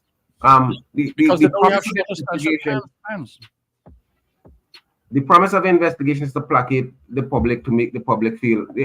Wasn't there? Look how long people had to lobby for there to be an investigation and then for a file to go to the DPP on the CJ Weeks, where the police ran CJ Weeks to his death down at 20 Hill. Unless there's consistent advocacy, none of these things happen. Look how many persons people with working under the color of law have killed, and you hardly the coroner's inquisitions are moving at glacial pace, as if it's molasses running on a flat surface. So you don't get these things. And Stephen, maybe it's a good thing that you would bring this back, so we are talking about it 6 weeks after, because that incident with Damali happened, I think, July 31st. Right, correct. We are now October. In middle of September, early September. We are now October 10th. Yep. October 10th, right? Yes, October 10th, and nothing has happened.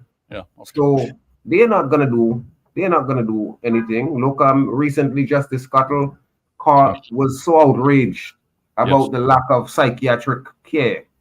And called on the DPP and myself, who was the attorney for the young man who was being sentenced, to do something, to advocate, to put in the when a judicial officer gets to that point to make these public pronouncements, you know that something is wrong. Well, a friend of mine said to me that Brian Cottle is now getting to the age where where retirement is approaching, and frankly, he now thinks, you know what? Let me just speak out more, so people understand what's really happening here. Yeah, right? The other thing too is that I'm not even sure if he's speaking out more, but I know on the issue of mental health, yes, he has taken some very good positions. appreciating the fact that this person has a mental health challenge, and that this person may not be in the right mind, and that is really, really good in a society where people don't have a real appreciation for mental health issues. So they say, "Oh, there's nothing wrong with Stephen. Stephen just worthless. Stephen, Stephen wants a stiff kick in his pants so that he can put himself together." So I think when the judge on these kind of matters, when he does what he does or says what he says, it is clear that his mind is alert to a particular reality, because the Court of Appeal has long said, if you approach a situation where somebody has a mental health challenge, you don't approach that person in the same way as though the person is just a common criminal. So, for example, a man has a cutlass in his hand or he has a gun in his hand. You don't tell him drop it, and if you don't drop it, you shoot him dead. Right. Because you know he has a mental health challenge. But so often we have seen that happen in St. Vincent, where police officers approach mentally challenged people and they tell them drop the gun. They don't drop the gun, or they may walk one step towards the officer, even though they're still 20 steps away, and the person is shot and killed. Undoubtedly true. So those are issues that but I don't know if that's ever going to get fixed in the kind of society that we live in, Jomo. It's interesting. You talked yesterday, and I didn't say much about it, the Israel and Hamas thing, right? Yeah. And it's another thing about humans and human nature again, right? And the whole concept of ownership of land, and this is mine and this is yours. And that's really, as you know, legally, this is an artificial construct designed by man. Yes. And similarly, as you see, there's a reason when the colonial powers divided certain countries and decided, okay, you this group belongs in this group area and this group belongs in another area, without taking into consideration the cultural and religious differences between these various groups. So you put all these people together, and then you see all the continuous problems and outbreaks, particularly in Africa. We saw it in Europe when you had Serbia and the great Yugoslavia breakup between Croatia and Slovakia and all of these wonderful countries basically slaughtering each other. And these are people who all look the same as far as we are concerned. Yeah. So I mean, you look at that thing, because in a few weeks or months again, people here will be complaining again about increased gas prices without seeming to understand the connection between these problems in halfway around the world and what happens to us here in St. Vincent and the Grenadines. But this morning there is a big article on BBC News about all the children, the babies and children that have been slaughtered by Hamas. But of course there is no, and in a few weeks' time, we know what's going to happen. In a few weeks' time, the Israelis are going to go into Gaza, maybe in a few days' time, maybe even today. No, they're there. They're there already. They're already. Well, they will start slaughtering men, women, and children too. And no, Stephen, not in a few days' time. The Israelis have been slaughtering men, women, and children. Yep. The Israelis have 1,156 children imprisoned. Right. They have over 1,500 persons in prison who don't know why they're in prison. They haven't been charged. They haven't been tried. Israel is a fascistic state. But Jomo, where is the answer to this thing? Because I don't see it. These people are not giving up. I told you already. I know you asked that question yesterday, Stephen. I told you that the United States has to give up that baby. If the United States withdraws its political, military, and economic support to Israel, or the European Union does that, Israel would look. But Joe, that's not going to happen. Well, I'm not saying it's not going to happen, but it may not happen just yet. I heard them on international news talking about Resolution 242. Yep. Resolution 242 is one of the first United Nations resolution that attempted to address that conflict. Going all the way back, I think, after the 70-year Arab-Israeli War in 1967. Right. So 67, that's what? That's 33, that's 55, 56 years ago. Right. And there have been a string of United Nations resolutions since then. Yep. Israel has neglected to honor any of them. And it's not Israel is the only country in the world, country in the world that acts with such impunity. I don't know if people remember a young lady by the name of Rachel Corrie back in 2003. who had gone into Palestine as a defending Palestinian rights. An American young woman, 23 years old, and an Israeli soldier bulldozed her to death, crushed her into the ground. Do you think there's any other country in the world that could have done that to an American citizen and got away with it? True, but you have to but we have to be realistic about what grounds politics. I mean, I am of the view that 90% of Israelis and 90% of the Palestinian people probably would be able to get along just fine. But we have political leaders, and we encourage these kind of lunacy leaders to manipulate people into extreme positions, right? You know, and once you and then you have a problem suddenly. But that's a nice way to put it. But clearly, the genesis of the conflict has had to do with the formation of the Israeli state in 1947. The genesis of the conflict has to do with the genocide which has been committed against the Palestinian people since then. In the first 2 years of the formation of the Israeli state, they destroyed hundreds of Palestinian villages, exiled close to 1 million people, and denied them the right to return. Whereas some Jew who comes from Mars could immediately show up in Tel Aviv and be declared a citizen of Israel. But the Jews would argue, Jomo, that they had their genocide in World War I, and this was an attempt when the Nazis slaughtered 6 or 7 million Jews. World War II. World War II. That this was an attempt, because obviously, you know, this giving them the land and so on in Israel was an attempt to, I guess, to appease.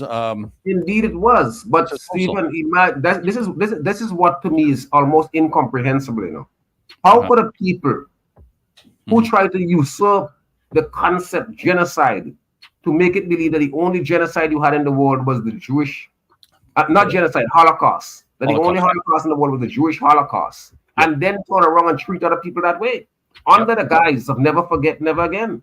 It seems as though that they are committing crimes against humanity, war crimes that are worse than, in many respects, what Hitler did, or at least equivalent to.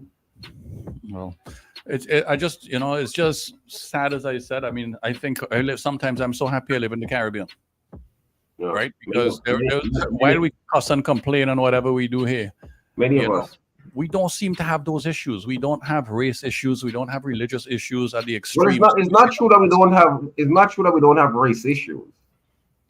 You think we do? I mean, the issues of race are latent, but they're there. I mean, if you look at the economic structure of Vincentian or Barbadian or Jamaican society, the local economic class looks like you are lighter, and there's a reason for that. Yes, that didn't just come, reasons for that. Right, that didn't just come from red people ingenuity. You know, but you can also say that has changed a hell of a lot. In the last 30 or 40 years, Jomo, it is changing. It is changing because, Stephen, I am old enough to remember when somebody of my complexion couldn't work at Barclays. Or couldn't work at probably CIBC or Royal Bank of Canada. I am old enough to remember that, and I'm not that old. So I think it's important to remember that we are making some progress. It may be slow and hard, right? But there is some progress. There was another interesting article. I'm trying to find it here as I talk to you.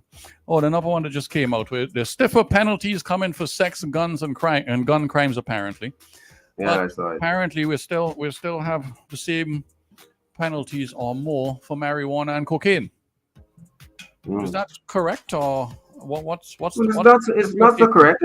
I think the political directorate is trying to pimp off the bad situation with crime. That you think that people are going to respond positively to any initiative which stiffens the penalties for crime or for violent crime or sexual crime. So they're trying to pimp on that. But those are not going to solve the problem. As I have said. So is this just for show, Jomo? Oh, this isn't just for show. I don't think it's going to accomplish anything. No, it's not, Stephen. In the United States, in the southern states, where in many of those states, certain death penalty goes for people who commit homicide. They have the highest incidence of homicides in the United States.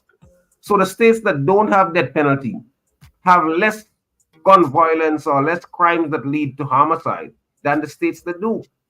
So we know that the trigger for someone committing a homicide is not because of not necessarily because of some evil mind. Uh-huh.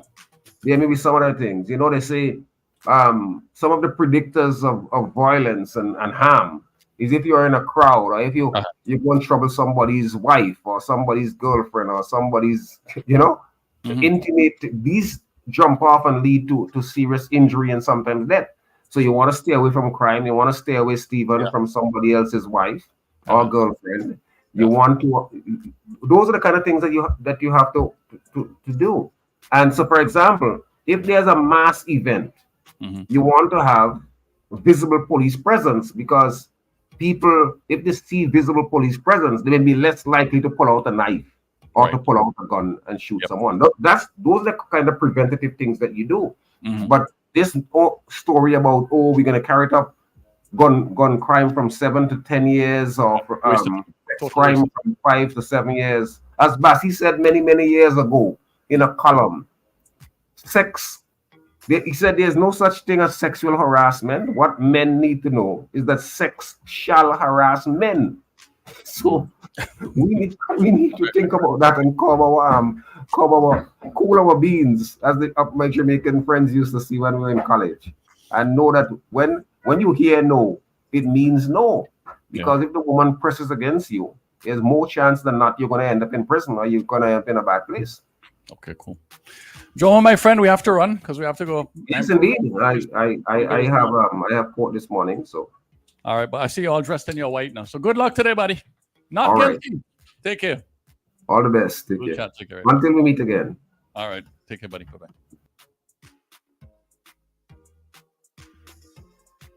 Are you looking for that honest, competent, reliable, trustworthy, and professional service to protect and transport your cash? Look no further than Amalgamated Security Services. Our trained CIT professionals will guarantee safe and secure delivery from your business to the bank at a full. Isn't it good to know that no matter where you are, you're covered? Covered by a company owned by Vincentians that understands your unique insurance needs. At Metrosint General Insurance Company, we've invested 50 years of service to guarantee that you have the peace of mind that you deserve. When it comes to motor vehicle, property, employer's liability, business insurance, and much more, we've got you covered. Our professional and friendly staff understands your needs and ensures you understand your options. Metrosint General Insurance Company. Keep calm. We're online now. Thousands of local content for your viewing pleasure. Live. Boom. IKTV. Tune in. Get interactive. Get involved with WhatsApp or Instagram. Interact Live. Party. Always wanted a motorcycle, but they've been too expensive. I pass in on my way to work, and then boom, I see courts of motorcycles outside. I'm excited. I get up one day, I go down, I spoke to this guy. I think his name was Sheena, this short, chubby little guy, I purchased 2 bikes so far. It was the 150 SL and the 250 Dragon. This blue, beautiful AKT TT Dragon. This is my baby. I call her Becky. She gives me the best ride ever. My name is Storyboy Nick, and I live to ride my AKT. Isn't it good to know that no matter where you are, you're covered? Covered by a company owned by Vincentians that understands your unique insurance needs. At Metrosint General Insurance Company, we've invested 50 years of service to guarantee that you have the peace of mind that you deserve. When it comes to motor vehicle, property, employer's liability, business insurance, and much more, we've got you covered. Our professional and friendly staff understands your needs and ensures you understand your options. Metrosint General Insurance Company.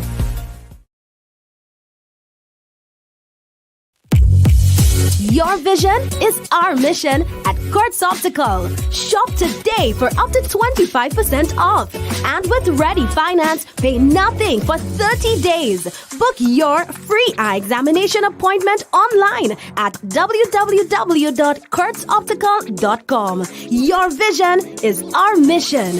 Up to 25% off your completed eyewear.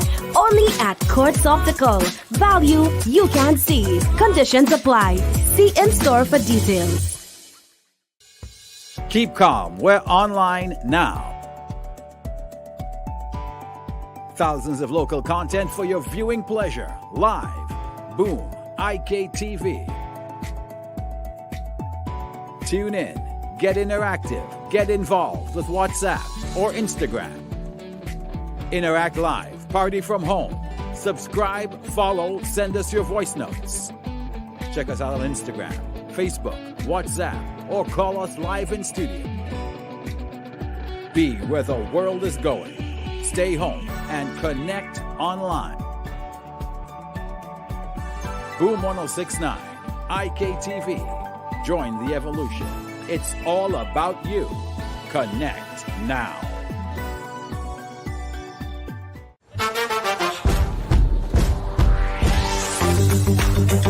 Discover new Guinness Smooth.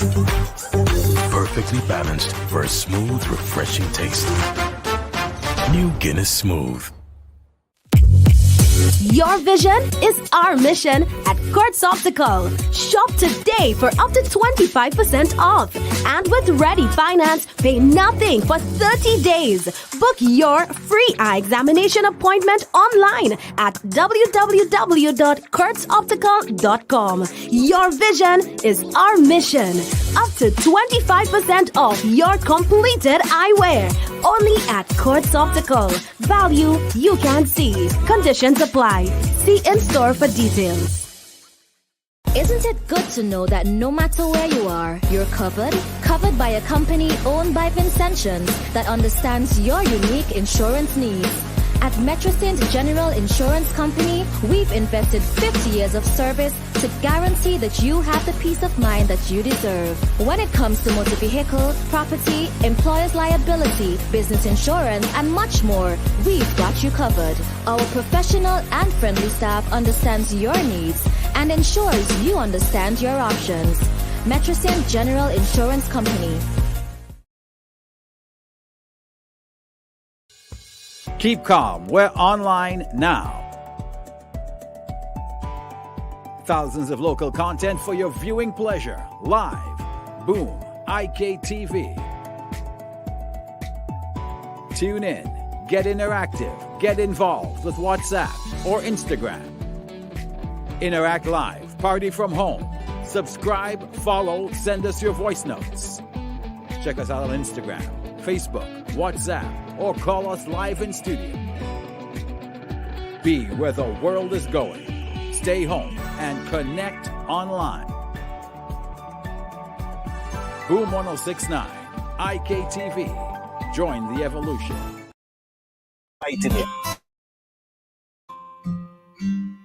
Isn't it good to know that no matter where you are, you're covered? Covered by a company owned by Vincentians that understands your unique insurance needs.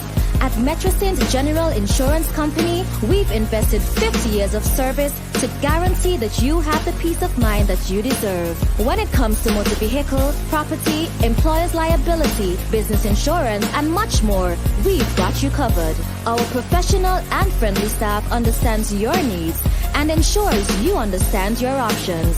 Metrosint General Insurance Company.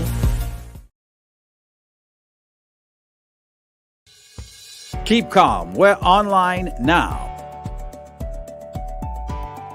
Thousands of local content for your viewing pleasure. Live.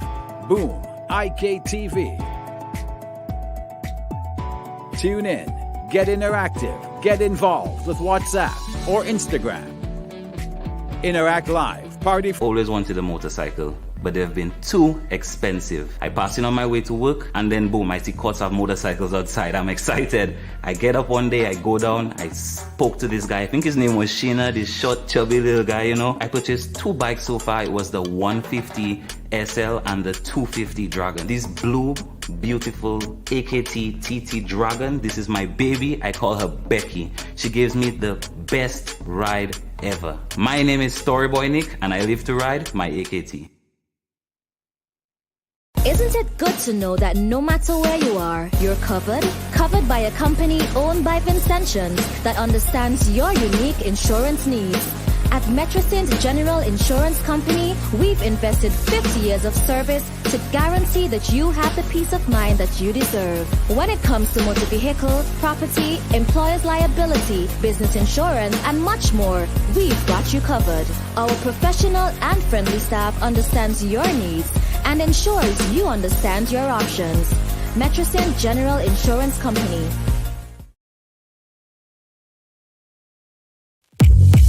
Your vision is our mission at Kurtz Optical. Shop today for up to 25% off. And with Ready Finance, pay nothing for 30 days. Book your free eye examination appointment online at www.kurtzoptical.com. Your vision is our mission. Up to 25% off your completed eyewear. Only at Kurtz Optical. Value you can see. Conditions apply. See in store for details. Keep calm. We're online now. Thousands of local content for your viewing pleasure. Live. Boom. IKTV. Tune in. Get interactive. Get involved with WhatsApp or Instagram. Interact live. Party from home. Subscribe, follow, send us your voice notes. Check us out on Instagram, Facebook, WhatsApp, or call us live in studio. Be where the world is going. Stay home and connect online. Boom 1069, IKTV. Join the evolution. It's all about you. Connect now.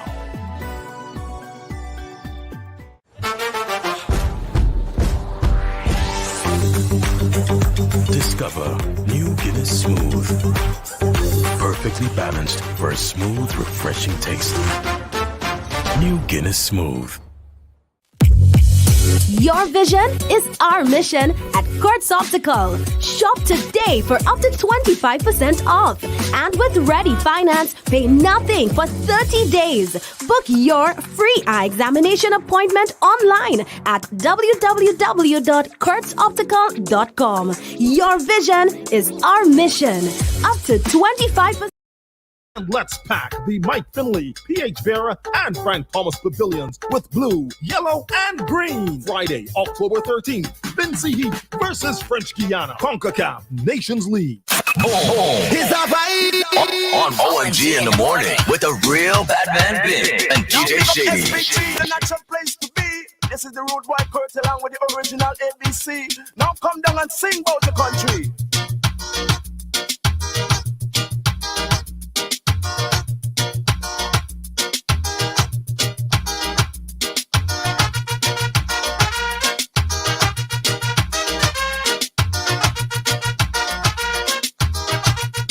SVG, my homeland, you gave me no mansion, no gold, no diamond, yet I love you a million.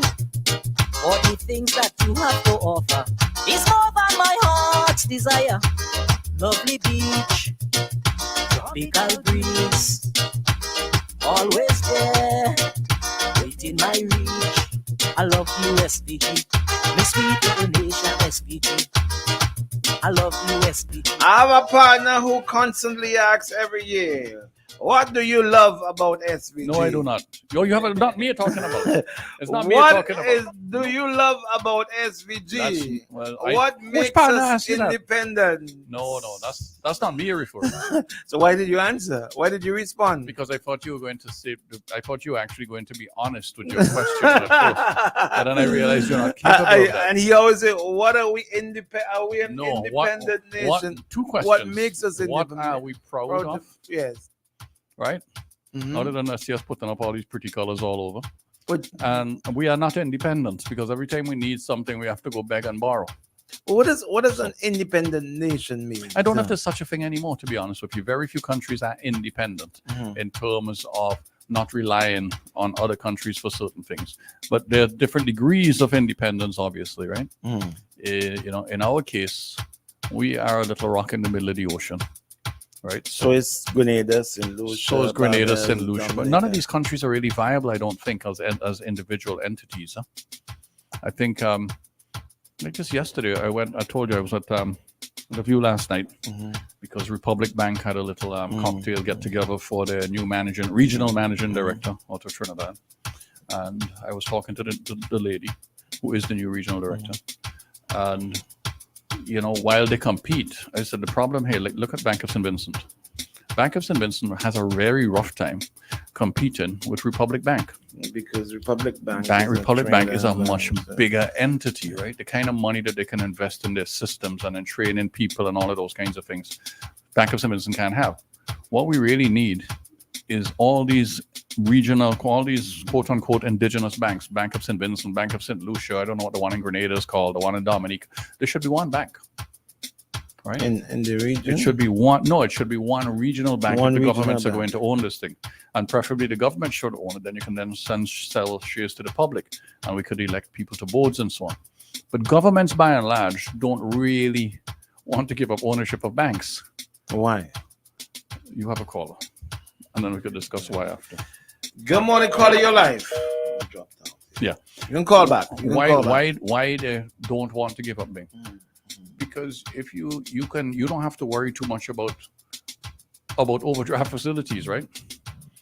And loans and deciding, you think the Bank of St. Vincent consider not going to buy back government of St. Vincent bonds, right? At a particular rate. They don't have that. They're not independent. Right, they're not independent of the government, right? They're not being run as private entities. Now, there's good and bad with that. The good thing, obviously, is that government has some control over the banking system, and you can make a very strong argument, in my view, that the government needs to control certain aspects of it, right? But you can also make an equally strong argument, I suspect, that the banks would be run more efficiently, right? Because the reality is you appoint certain people to boards. Look at the NIS Investment Board. Do we know who's on the NIS Investment Board? I happen to know a few of the names. And you just shake your head and you say, but hold on. What does that person know about investments? Right? Right. But finance and so on. And professional appointments. Do we have Correct. Professional? But what we have is political appointments. Yeah, correct. Let's see. Yes, we do. Caller, good morning. Shady morning. Hold on. Come, Shady. Come, Shady. People listen, this is the best thing on the radio. Come, Shady. Hearing this thing is the best thing. Are you ready? Go on. I want to say thanks to those who voted for Labour, but now a ball. And tell me that's the best thing she like to hear on the radio. That's a favorite thing. Yes, sir. Morning. Morning, big morning. Morning. Hey, boy, this morning I had to jump out of the show when Council was on. I had a little emergency pop up. Oh, really? So I'm just heading back home. Hope you got it sorted. Yeah. It was a kind of medical emergency, but it started out. Those are rough ones. Yeah. So what's happening in your neck of the woods? Meaning the country. Steven said we're not an independent nation. That's what Steven just said. What we're proud of. Ask him what he's proud of. Wait, I didn't even know it. Because I was on the road, so I didn't even get to tune in because, as I said, I was busy with an issue. He said to ask you, what are you proud of being of Vincentian? And if you're proud, I am proud of my history. What part of it? Which I aspect am of your proud. history? I am proud of my history. I'll tell you, the resilience of Vincentian that I know our history depicts, and the resilience that I know is there that we just need to tap back into. Now, So what is different than the resistance of St. Lucians, Grenadians, and Dominicans? I'll tell you. Us. I'll tell you. Uh-huh. St. Vincent was the last island country in the Eastern Caribbean. Yes. Well, in the Caribbean, you have to say to be colonized, to be enslaved, whichever one you want to use. For the mere fact that our people resisted not just one, but two major world powers at the time. Not just one, you know. What about? Is it possible that two major world powers were not terribly interested in St. Vincent? They were because of our very geography? interested. They were very interested. Why? Why would they be? They were very interested It because wasn't like we were you Barbados know, that could produce sugar. It yeah, wasn't but, like we produce the best cotton though. in St. Vincent. Of course. But We our produce the best geography cotton. is not exactly, just as our geography was not really suitable for bananas, Well, but we still produce bananas. It's Yeah, well, hardly- here's the thing, Stephen. Yes. Is that we know, you know, those of us who really took an interest in history, we know that back in those days, it wasn't really about geography or anything, and it was just about control. Okay. It was just that, okay, I want to say that I have the biggest piece. So nothing has changed. well, it was our control and nothing has changed, as you said. You know? So the thing is, Stephen, I am very proud of my history. Okay. And I am really perplexed, if I could put it that way. When let me say I get very perplexed. I could put it that way. When I look at our country, our curriculum and so forth, and realize really and truly our history is not being taught here. Right. Our generations do not know where we're from. And there's the old adage, if you don't know where you're coming from, you don't know where you're going. And also the pride that we should have in our country, we don't have it. Because look at Barbados. You mentioned Barbados. Look at Barbados. Look at St. Lucia. Yes. Look at Dominica. Haiti. Look at Dominica. Yes. They're proud people. Because why? They know their history. They know where they're from. You know what I mean? You can go to Barbados and these places and you can find so many heritage buildings. And that is one of the things that I really enjoy Canada for. Right. You know? Yes. And I am wondering why in all of our years, even as we are talking about the post-colonial era and all of this, with such a progressive prime minister, that we have not seen more, you know, heritage sites being you know, taken care of and kept. Well, maybe the thought is that we need to forget about the past and move on in the future. I don't know. Exactly my point. And that is exactly what's happening. We are seeing a scrubbing of the history of SVG. Yes. We are seeing it real time in front of our eyes. Sadly, Stephen, is that so many of our younger people, especially, and even older set of people too, they don't really care about these things. It's more like everybody wants to get a degree, everybody wants to make the most money. Nobody really cares about the social aspect of things as far as I'm concerned, the historical aspect of things. And that right there is a problem, because then what are we passing on? Okay. And really and truly, what is the culture of St. Vincent? Well, I could tell you that if you wanted. I mean, we have. Go ahead. I think I have an idea too. Okay, I know exactly what it is. Because my thing is our culture is copying cultures. Well, our cultures, you can see it at Hooligan Square on most Friday nights. I don't know if it's as Exactly. popular as it used to be. Well, exactly. That's our And that is sad.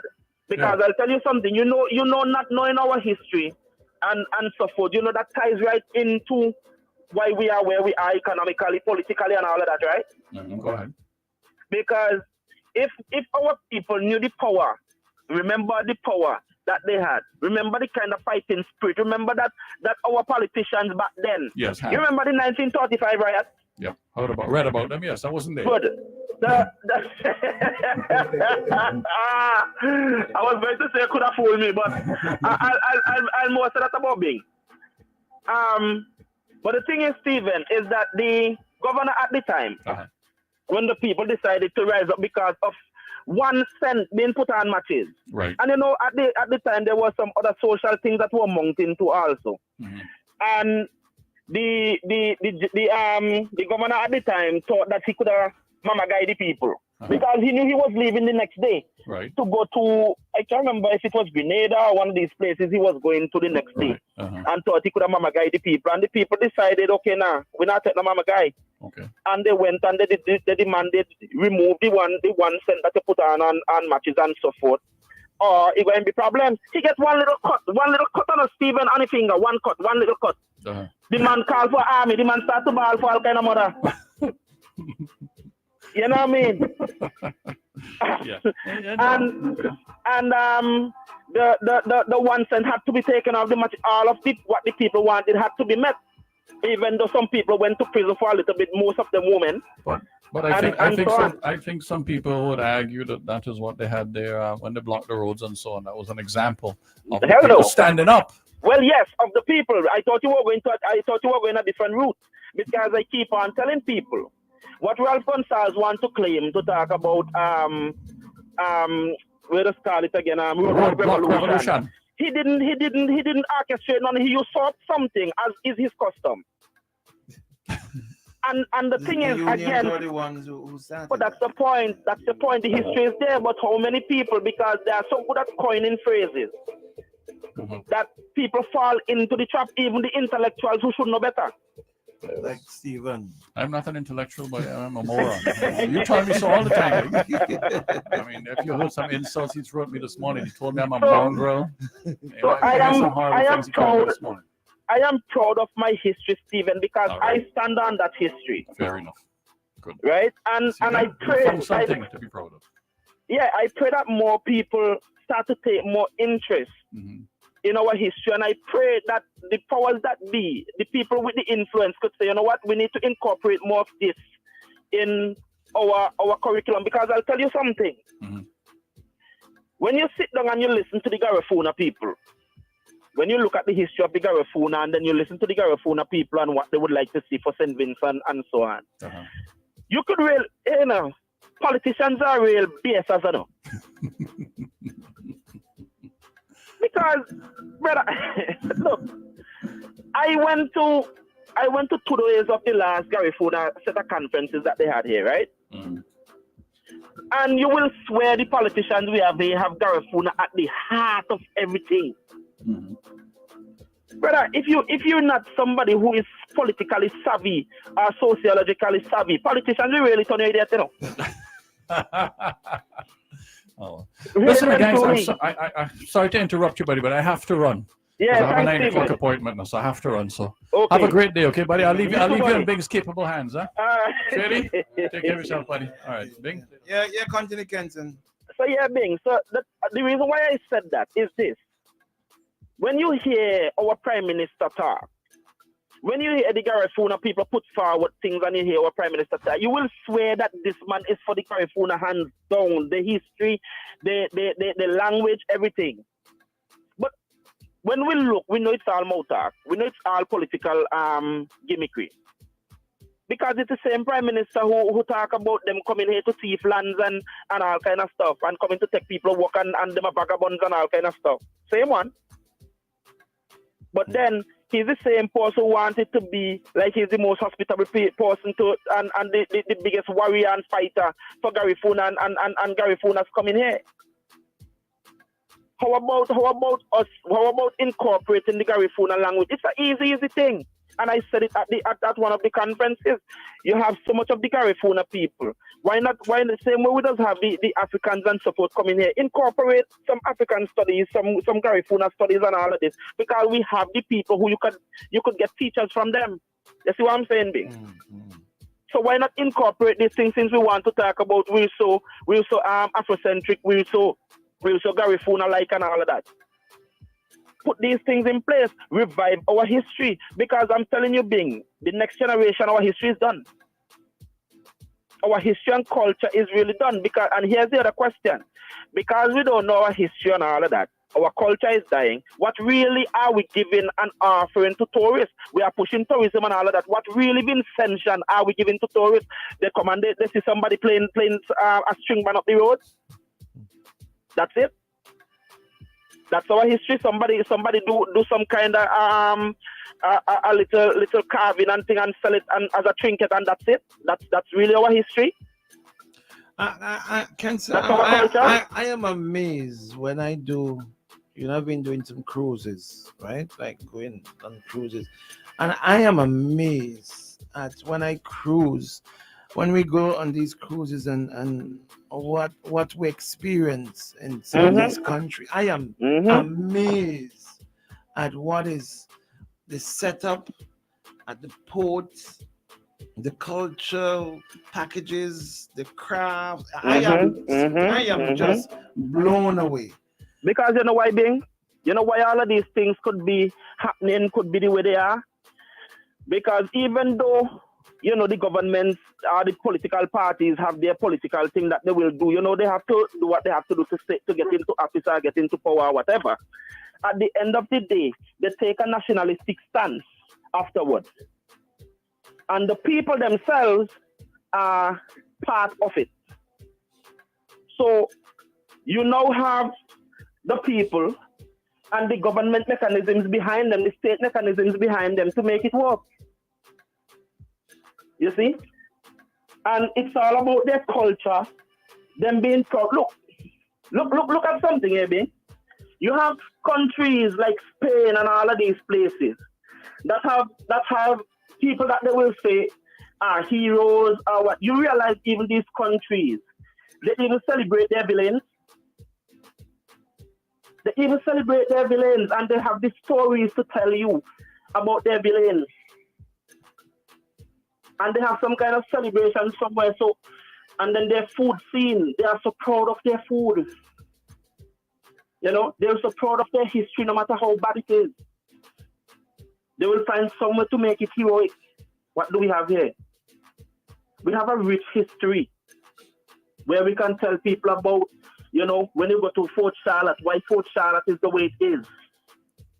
How the Kalina goes and Black Caribs were such terrible fighters and staunch defenders of their freedom that it took however long before they could have been colonized. Our history is sweet and obeying, very sweet. But the thing is, are we willing to pass it on to our people and make it our own? Notice what I said, make it our own, because we're behaving as though it's not our history. And make it a part of us that is going to make us a proud people and have our politicians respect us again as a people. Instead of surviving, we'll be living, because now we have a reason to live because of our history. Again, I'm proud of our history, brother. All right, my brother. Thank you, buddy. Thank you very much. Thank you very much, Kenson. That's his time. I don't know if you guys have noticed that I've not been very present this morning. I've been in and out of the studio, going back and forth. And that's because we're getting some problems at our transmission site. And those persons who would have been listening in their cars, on their transmitter radios, in the vans, they would not have been they'd just be barely getting us in and out, cutting in and out, and in some cases not getting us at all because of the problems that we have at our transmission site. I have been in and out on the phone with our engineers who were on their way up at the site at St. Andrews, and they were, they in and out. Me being in and out was talking to them, getting updates constantly. As I speak now, my phone is ringing from them. So what I'm gonna have to do is I'm gonna have to take a break. Let me take this call quickly. Okay, it's gone. I'm gonna have to take a break to deal with this because it's quite important that I deal with this. I don't know if we can bring in what's his name is supposed to be on, Raima. Raima should be on. He's outside. Yeah, maybe we can have him come in the meantime. Let's take a commercial break and let me focus so that I can focus on this, because I can't focus on it while I'm on air. You see me content. Those of you who are looking on Facebook Live, you see me in on the camera and you see me go over, that's because I'm on the phone a lot, and I'm in my office, I'm calling, I'm getting calls and all that, trying to figure out what's going on and have it sorted out up at our transmission site. Those of you listening via the internet, you won't have a problem. Everything is good, nice, clean, clear. All right. But those who are listening on the transmission and their vehicles, those are the ones who are having the problems. Caller, good morning, your life. Hi, good morning. Good morning. Finally. Just something I need to get off my chest for the longest while. Sure. It's all about, okay, so we are talking tourism for the most part, and tourism is everybody's business. So as a Vincentian, as I think I'm a patriotic Vincentian, I'm thinking I'm a Vincentian who loves my country. And for the fact that we are selling it to people who are coming here for the first time, and they're anticipating because what they see on magazines and what they see on the cruise ship, what about St. Vincent, it looks pretty. But when I look at tourists, especially on a Sunday morning in the streets of Kingston, looking lost and not anything exciting happening, and I actually heard a tourist saying to another person one day, it doesn't look like what we would have seen, what was advertised. It doesn't look so. Yeah. And it disturbs me. I'm so passionate. I'm here speaking and I'm trying to calm myself. I just for a tourist vantage point. It seems as though Vincentian has settled for what we are now having as a capital and surrounding areas. It seems as though we accept us as being not so clean and tidy. But now we are bringing people in, we are marketing our country, and we are bringing people in to see what we have. Take a walk from the cruise ship boat, especially on a day when it's not busy in town, and look through the eyes of a tourist. These people have to see the buildings that are not painted. They have to see the vagrants on the streets. These are the people who are on the streets mostly on Sundays. A few people maybe going to church or so on. Walk to the botanical garden. On a Saturday afternoon. But take the road to the botanical gardens. These people have to endure a particular area that is very unsightly. There are two half broken down buildings in the corner next to hospital there on your right hand. It's next to the Nichols building. These areas are dump sites, and they have been there since the last season for tourists being there, because I looked at them. I saw them walking, standing, looking, because they're heading to the gardens. They don't take transport there. These people have to see that. They have to go to the Fort Charlotte area. The streets between the gas station and the hospital going to the cemetery area, filthy, dog mess, and some smell of human mess, because there are a lot of men loitering under those buildings that are not so looking good. I tell you, if I was a tourist to come here, I wouldn't want to walk these streets. And I definitely feel it's time enough that something is done. They can't depend on the sanitation workers to clean these areas and keep them uplifted. A word to the persons in tourism, employ other people. Let them keep the areas clean, especially these places. Cut the overhanging trees. I tell you, going up to the gardens back there are some vines running over next where this farmers used to be. Almost faces around this bakery. These places are so dilapidated, and it's unfair for people to pay how much money they have to pay to come to St. Vincent, a place that was once so beautiful and lovely, to behold what we are selling them. I heard they're talking now about Best Village competition. In the mid of October almost, something like that can happen. When this spirit was killed so many years ago, there was a time when community came together and build and clean and plant flowers and do stuff and compete, and they had that nice rivalry going on. Where is that spirit, that community spirit? Can we wake that up in a few weeks to say we're going to have Best Village competition? I beg to differ. I am just burdened with this situation on me, and I'm thinking. I even saw a senior public health officer, one who used to walk around and make sure people keep the environment clean. And I said to him, how did we get here? Look at that area there, that filthy place. People are dumping stuff there. There are times it smells. I think they said they found a vagrant across there some time back. It is not sightly. Children walking right there. It's not like it's out of the way. It's the sidewalk and the buildings and the garbage. I know most people riding in their vehicles and they wouldn't see that. But for the tourists, I'm talking for those of us who walk past it, have to catch a van, it is not sightly. It's not nice. It's unsightly. I'm coming back to the Victoria Park building. This is the last thing I may want to talk about. This is a building I think can be used like the outer part. Now we have all these young people with leaving the colleges with all these art technique and so on. Give them some paint, and I'm calling on the lottery and the persons involved there.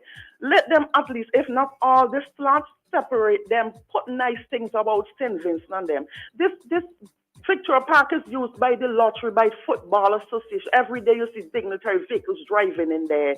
But yet the outside of the building, you're wondering if it's in the middle of Kingston, right next to the hospital. I think there's something can be done. And if I get the chance to talk to the Minister of Tourism, please, I will take that chance, because I think people need vision, and vision is lacking. We cannot talk about how many tourists coming in here and we did nothing. No trees are planted, no area where you can have them in Kingston feeling comfortable as a tourist attraction. Nothing. Just they find themselves up to Fort and they find themselves to the gardens. But the road to those areas, you don't want to yourself walk in there. And the persons who are promoting them, they don't walk there. Because you have to skip over that to going to Fort Charlotte from that part of Lower Kingston there. It's not nice. And that's my two piece, but I'm not going to quiet. I want to thank you very much. Thank you for having me. Thank you so much. You raised some very, very important points there. And thank you very much for calling this morning. Okay? It. And I hope you keep calling. I will. I'm a patriotic Vincentian, and I boil in my heart to see how St. Vincent has become. Definitely. Yes. Thank you very much. Thank you. You're welcome. As she said, picture through the eyes of a tourist, a visitor, let's say a cruise ship passenger, coming off the ship on a Saturday afternoon or even a Sunday, for example. I won't even go so far as say a Sunday, but on a Saturday afternoon. Caller, I'll continue when I'm finished. Let's take the call. Call it, you're live. Good morning. Good morning, sir. How are you? No, not too bad. No, I was in the Dominican Republic this year, and that is the most filthy place that I ever see in my life. You left Punta Cana and you're going into the Santo Domingo, the capital, about 3-hour drive. If you see garbage on the highways, right outside the hotel, on the highways, you reach into Santo Domingo, garbage all over the place. And Santo Domingo got 8.5 million visitors last year. They have the most visitors. And what do you attest to that, though? If the place is filthy and dirty, why are people still going there? Maybe the service that they get there, the customer service, the high quality of customer service. But are you saying that to say because the No. Okay. No, I'm not saying so. Cleanliness is extra godliness. Right. But I don't think it's always gonna run away. Well, we should be clean, not only for tourists, for ourselves. Right. But when we make a blanket statement that it chased away the visitors, how come the Dominican Republic have got 8.5 million tourists and they're so filthy? They're more filthy than St. Vincent. I'll tell you. They've got amazing beaches. They've got amazing restaurants. They've got great service. They've got great cultural packages and all of that. Yeah. And that's the point. I was going to make a point right before you call. But go ahead. Interesting point, though. But go ahead. Continue. Yeah, the service, they're great. Punta Cana. I mean, I stayed in a hotel down there. Excellent. I mean,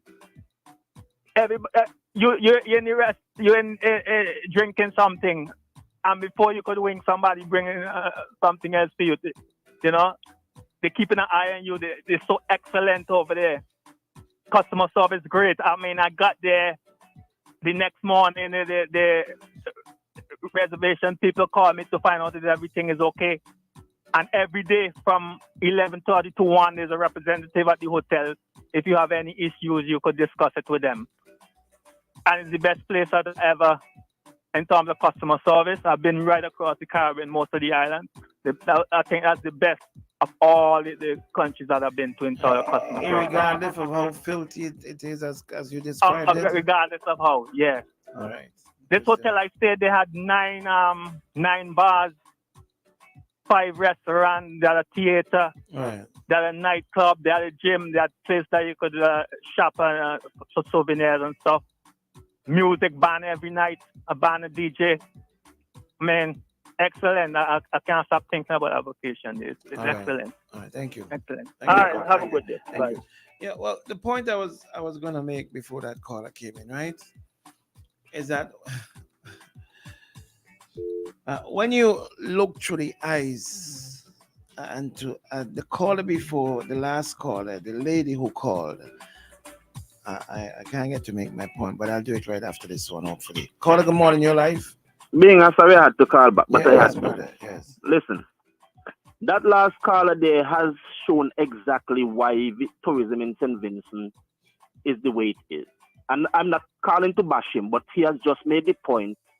You know what I mean? Because, you know, one of the main issues that is our problem, we try to be like too much people and not trying to carve out our own niche. We are not doing what we are doing for us. We are not being us. And just because, somewhere else is dirty or somewhere else is doing this or doing that, we think it's okay to be that. St. Vincent is not portrayed as, you know what I mean? Everybody know that one of the things with these countries, like the Dominican Republic and so forth, is that when it comes to service and those things, it's cheap. It's cheap, very cheap. And all of these international brands and so forth will go to these places because, one, they don't have to pay out this big amount of money. We know this, right? But what I want to get at, and I want to really, really say kudos to the lady who called before the guy there with the things that she was saying. She's so on point. And the thing is that at the end of the day, what it has all brought out, is that we are now people who have thrown away who we are. When you have even our politicians, language is a very integral part of culture, very integral.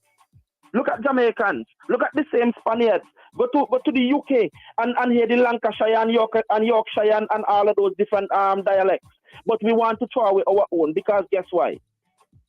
We don't want to be everything except Vincentian. We want to be more American than the Americans. And that is one of our major problems being. When are we going to start to embrace Vincentian, embrace Vincy, so that we can portray Vincy and give Vincy to the tourists when they come here? Yeah. And that is the issue, because as the lady spoke about the communities, and they're now trying to bring they wash it. And no one to bring it back as though it's a new thing. Those communities, when you had communities, people were proud of their communities. And that level of pride has left us being. Because now the level of poverty and all of these things that is here, the dependency and all that, people have lost their pride. And that is why we are seeing the places the way it is. Kingston used to be so clean.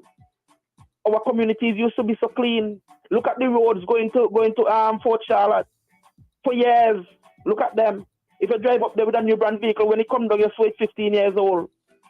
And can you imagine as well to that Block 2000 used to constantly win the best village Exactly. competition. Exactly.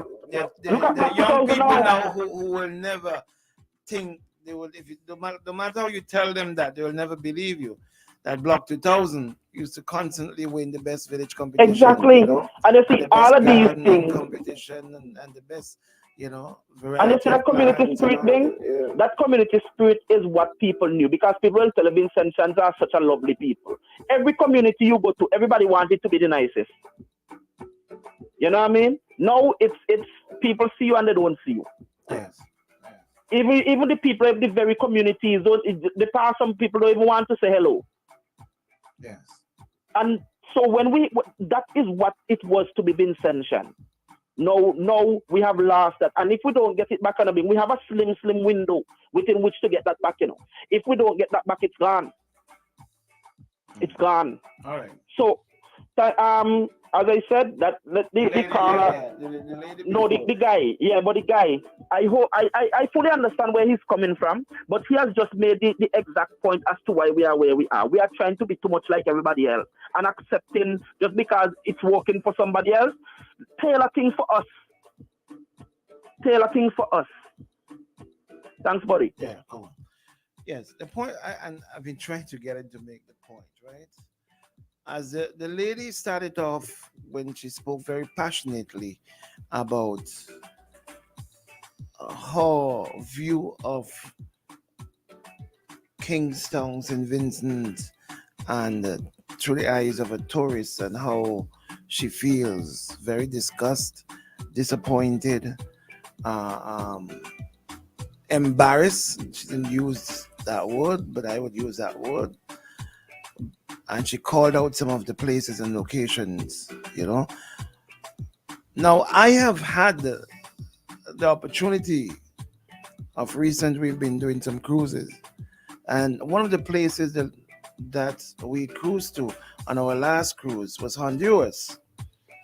And when you get to Honduras, right on the wharf, the very first set of people you're greeted by the Gary Funa. So let's take this call and we'll get back to it. Caller, good morning, your life.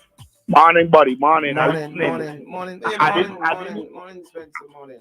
You know, it's funny. I just came off the phone with a family member. And the same thing I just hear you talking about now, with the way Kingston is looking. We just had the exact same conversation, and I was listening to the radio program because she called me on my phone. Right, and I listen to the program through my phone. You understand? Now I tune in, I listening to the thing, and you making that listen. All you have to do is to go over on the cruise ship terminal and watch back at Kingston. Watch back. Tell me, I am telling you this right now. If I was a tourist, and I haul into a port looking so, when I come at the ship and I see inside they look like that, I would never come back. You ain't got no choice. It's disgusting. And I gave the head of the tongue board a suggestion. You see, people looking at things right now, they don't look down the road and see the long-term positive possibilities. Because listen, Bing, it's all about perception. And people gotta start to realize. Listen, you have to say, you have to speak your mind. You can't be in denial when you know it's all wrong. I don't care who it offends. It doesn't make a difference to me. You hold back and you make comments trying to see if they would improve. But I always say nothing. You hear me say it already on your radio station, and I said it on other radio stations. Complacency leads to arrogance. Arrogance leads to poor representation. Poor representation leads to low voter turnout. Very simple. Look at the connection.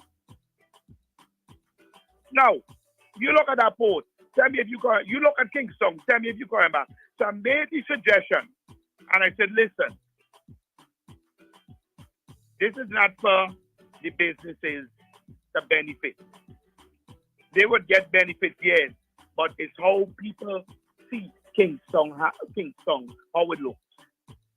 Okay, you clean up the people off the streets. Look at the buildings. So you give, a guy spend, how many businesses you have in town? You're giving money here, there, and everywhere. Right? And a guy spend a few dollars, and he said, all right, listen, guys. It's for your benefit and for the benefit of the country, including the tourists that come. And you give them a one-time write-off for every few years or whatever it is.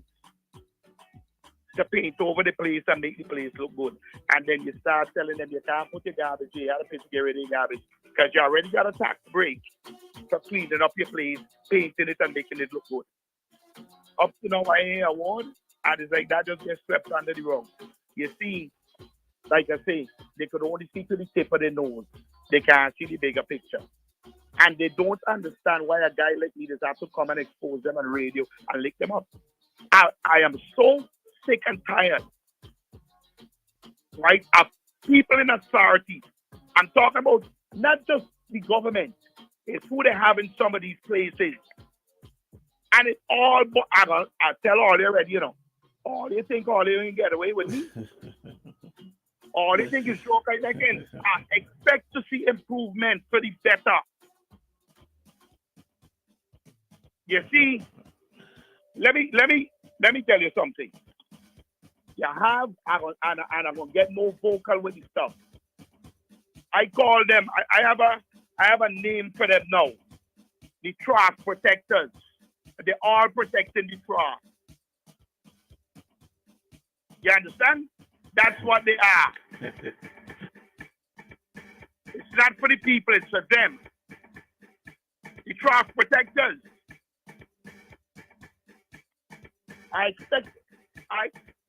You know, when they leave the office, when I didn't sit this, you know, they better jump in the car and go home. The kind of beat you anywhere the road is near.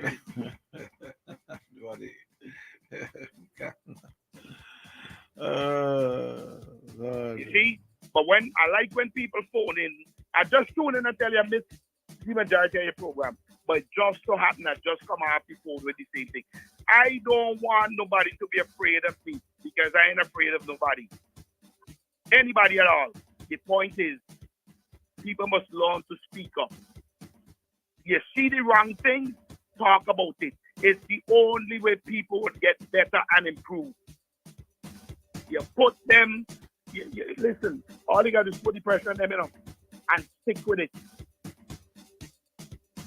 Oh, and the boy, bones, you know, when you talking about boy, you know, but I get that up to this morning and last night, same talk. For what? What are you afraid of? To speak your mind when you supposedly have a democratic system? You see wrong, you call wrong for wrong. And I know a lot of people always say, well, we ain't like you. You're very independent. I work hard for what I have. Very, very hard, and I continue to work hard. But I tell you one thing, guys. Nobody's going to turn me no fool. All right, my brother. Thank you very much. Right. As per usual. Thank you. Have a good one. You too, buddy. Cool. Yeah, so as I was saying, I've been trying to say for the longest while, but the calls that keep coming. I have had the opportunity to see it through the eyes of a tourist coming off of a cruise ship passenger. When you go to many countries, once again, the calls are coming. Carter, good morning, your life. Good morning, Bing Joseph, Shady. Good morning. Yeah, Bing. Michael Johnson here, man. Hey, Michael, how you doing, buddy? You calling from the Good, pool. Michael. Good morning, welcome. Yes, man. I'm good. All right. And Tanya and Angela, all in the same organization up here. Nice. Yeah. We're all in together to make St. Vincent and the Grenadines a better place. Nice. Now, Bing, the lady that called had really caused me to really, give you this call because she mentioned the word about Best Village. And I know all year on you've been talking about youth council. It's just a youth council, it's not the national youth council. It's a total different thing. One is a handpick and one being picked by the youth of the country. So it's totally different. So Best Village, because of the division in the country, is what really caused this thing that they say they want to do. Is going to create a problem, for people to come together in a community that has been divided over the past years. in the earlier 90s, well, in 1998, 99, 2000, under my stewardship, I am from the village of Penniston. I'm here up to the people of Penniston.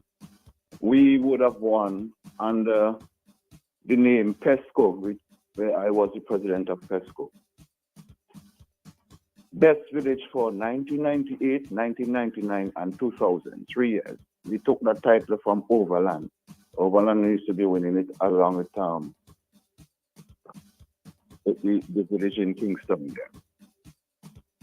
Block 2000. No, nobody never used to see colors during those times being. The issue is what we used to do, we used to have our own internal competition long before the October season comes in, because we know we are preparing for that. And after the internal competition, the community already been prepared and is on a hype. You're talking about community spirit. We already knew who are INDP, who are Labour. But during them time, the people never used to see those colors. We see community. We see Penniston. We want to see Penniston get on the map. And oh, how proud our people were. The shopkeepers making sure that, the rum drinkers and other persons who smoke, they don't drop a cigarette bomb on the ground. We also assist them in placing bins outside of their shops. Everybody clean their streets. Every morning you see people wake up and make sure that the streets and the drains are clean. Community spirit, community togetherness. And community groups plays a pivotal role in ensuring that our village has been enhanced and being in the way it's supposed to be. And to maintain that spectacular look so that persons are willing to come to. We even have the village demarcation. We got assistance from Water Authority. We got assistance from the Ministry of Health, former Health Inspector, Mr. Trimingham. Marvelous job. Health inspectors used to be walking around, used to be looking out. You don't have to wonder who they are. They are in their colors. They walk to the village. Penniston was at one time 97% a high rate of mosquito infection. And during that time, when we started working with Best Village, we would have brought that down to 2%. And that has been to the work of Mr. Trimingham and the community. Now, if we have these civil servants and different people coming around in the communities and doing their work, the communities will be a better place. And you don't have that anymore. People just sit down behind the desk, they write up a report, and they get the pay. It's high time that our people pull themselves together and take pride in their community and stop put politics in front of their community and their well-being. They have children coming up, they need to set that example so that their children will follow through. Gone are the days. So to just jump up and having a Best Village competition out of the blue with a divided community never worked. That is my 2 piece. I hope that our communities come back together, and I'm calling on our people to pull themselves together and think first of themselves, their children, and their communities, and stop with this nonsense of this politics and divided. I could have got a tip of salt from a neighbor when we run out of salt, a drop of sugar. They never used to be turning their face and say they don't have that. No, you can't ask nobody for nothing. Everybody's about themselves. Thank you, Ben, for listening, and thank you, St. Vincent and the Grenadines. Thank you, Michael Johnson. Thank you very much. A very familiar voice. Thank you very much. Stay strong, my brother. Thank you. Yes, if you 4511069, that's a number to call. Okay, 4511069. If you want to get in on this interaction. Good morning, dear life. Man, I've been trying to get on from since the woman, the amazing presentation of the woman who talking about the deplorable conditions in Kingston. And the woman talk a whole heap of facts. But the sad reality being is that a vast number, and goes to the majority of people in St. Vincent and the Grenadines would hate a woman they highlighting issues that needs to be fixed in our country, and they're gonna see that as she pulling down ULP. Then I've talked about these things years. Since 2010, I started to pay attention to politics. And I've been highlighting issues that needed fixing in St. Vincent, and people spin it and turn it as I pulling down ULP. And that is the sad reality. And the caller after that mentioned he went to Dominican Republic and he said how Dominican Republic is dirty. But then he went on a resort and it was amazing. You know what he just explained, Bing? How all-inclusive resorts work. The people who go to Dominican Republic mostly go for all-inclusive resorts, affordable all-inclusive resorts, and it shows that the money does not trickle down to the local people. It shows that the government who making all the private investors who making all the money on the, remember the man say a record number of people go to Punta Cana and them places there. So these resorts make millions, but it don't trickle back down because Dominican Republic is one of the poorest countries too. But these all-inclusive resorts make millions, but it doesn't go down to the smaller man. And the caller before me there, Mr. Michael Johnson, say your name is? Yes. He just explained to St. Vincent and the Grenadines what ungovernable is. That we have no sense of community. A lot of people slight that statement and I say we take it out of context. But if you really break down what ungovernable means, that me and you could be brothers and sisters, and now we small, I've been a play marble, I've been a play coopy, I've been a play marble, but now I old, and you all alongside me, and you are Labour, me a NDP, me not like you. Me a NDP, you are Labour, me not like you. That divide come from the top, come straight down, and so subconsciously, we don't really care about each other. And the bigger picture, we don't really care about St. Vincent and the Grenadines, because if Labour eat food and NDP hungry, all is well. And if NDP get in power now, Bing, and NDP eat food and Labour hungry, all is still well. Because Bing, you get people go watch something bad and try to spin it and make it, boy, some places have the same issue. Therefore, it is good in St. Vincent and the Grenadines, or only St. Vincent alone have them problem there.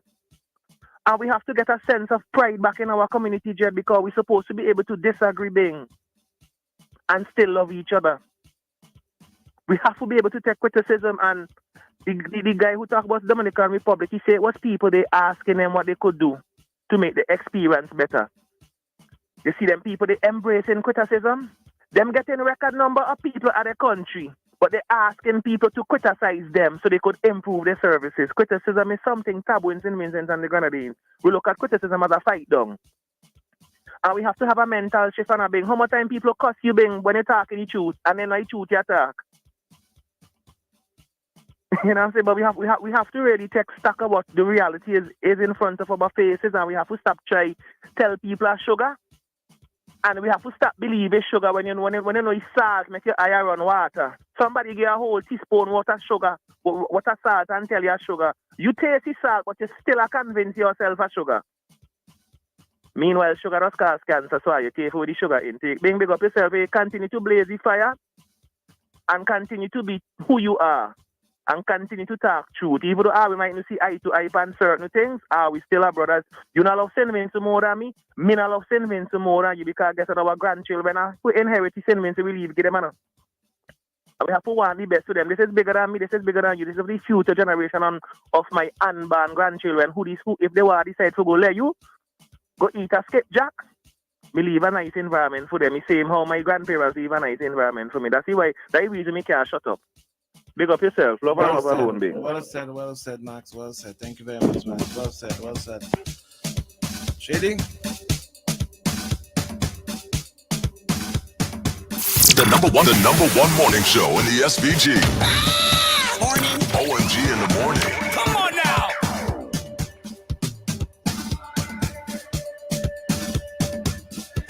Somebody take me home.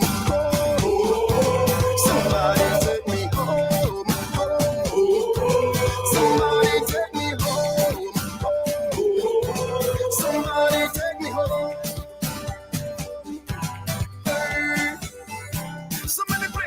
in the world. So many beautiful things to see, but none of it compares to home.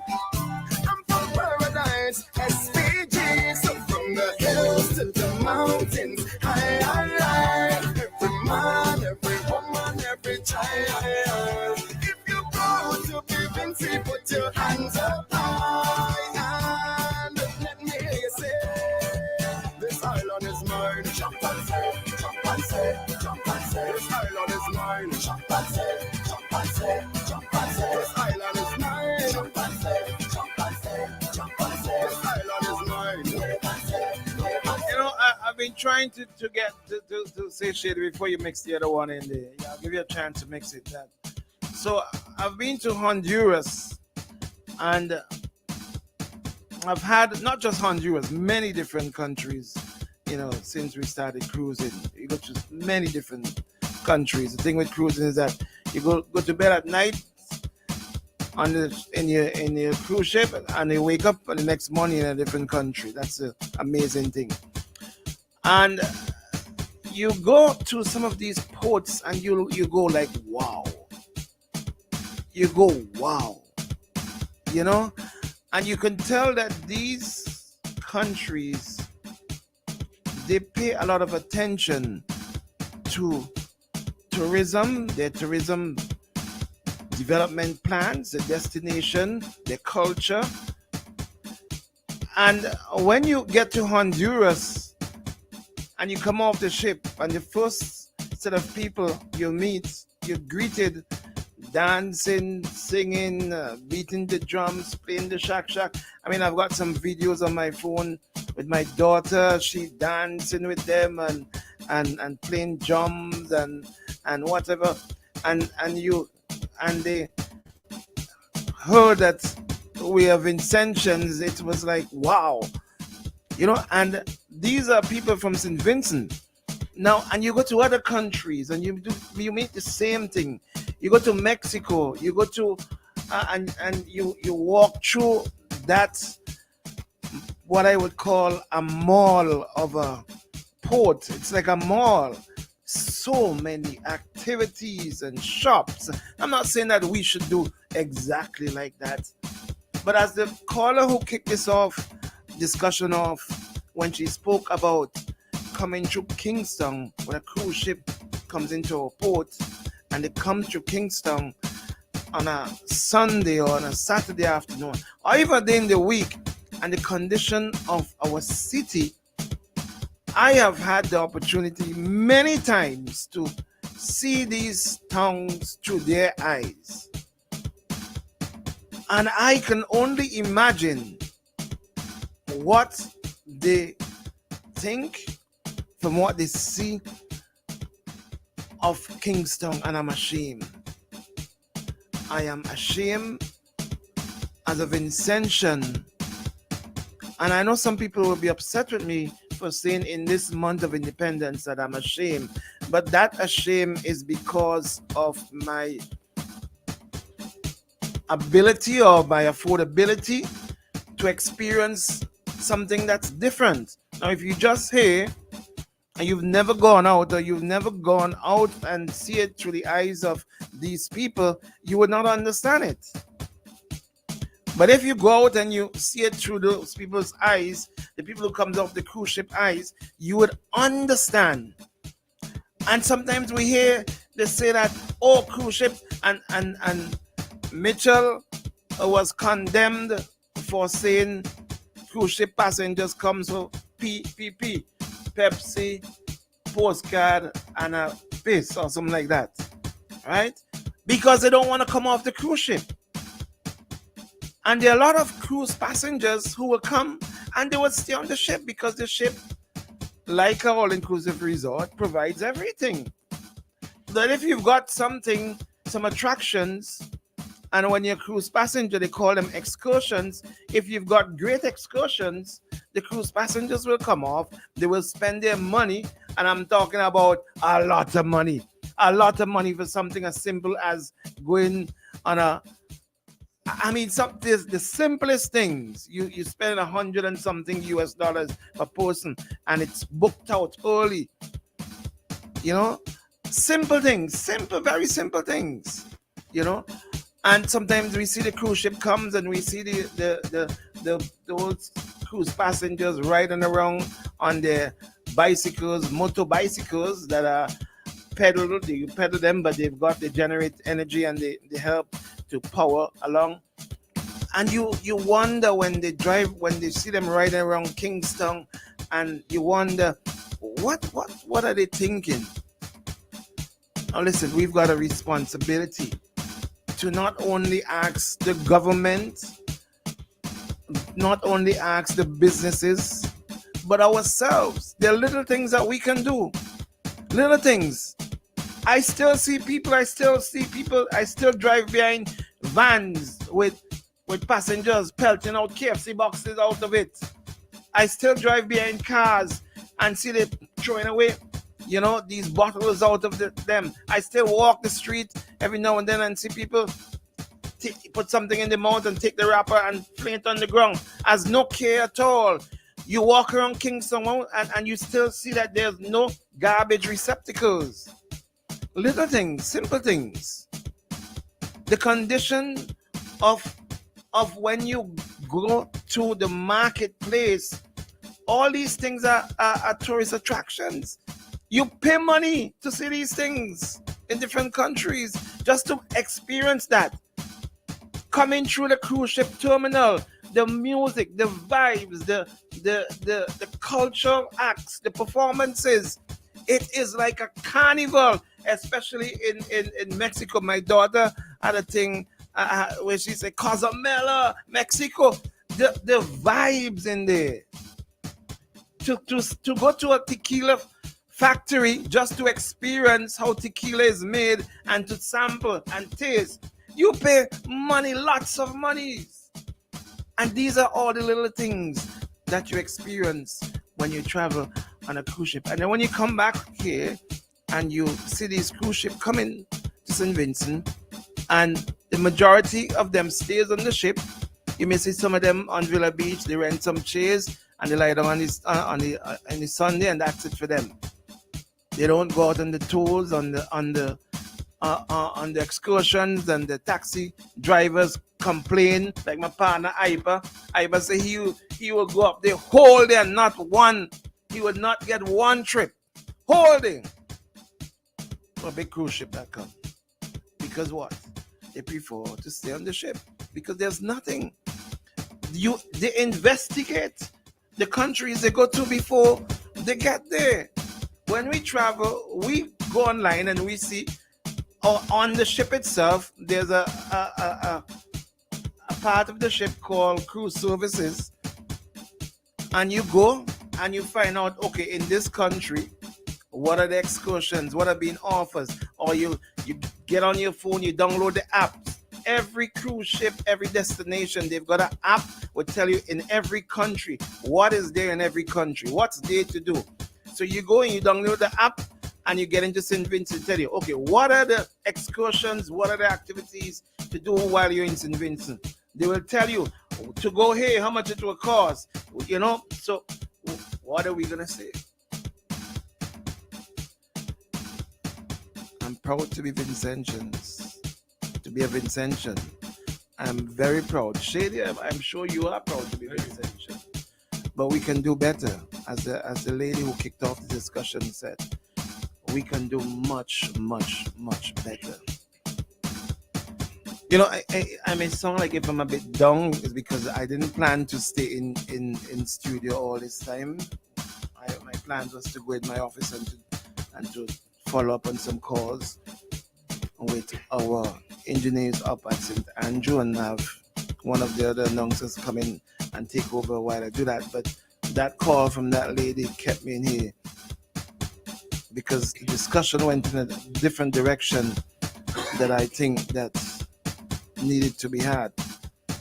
You know, there are places, when I call Barbados Little England, people, they laugh or they think that, oh, that is so funny.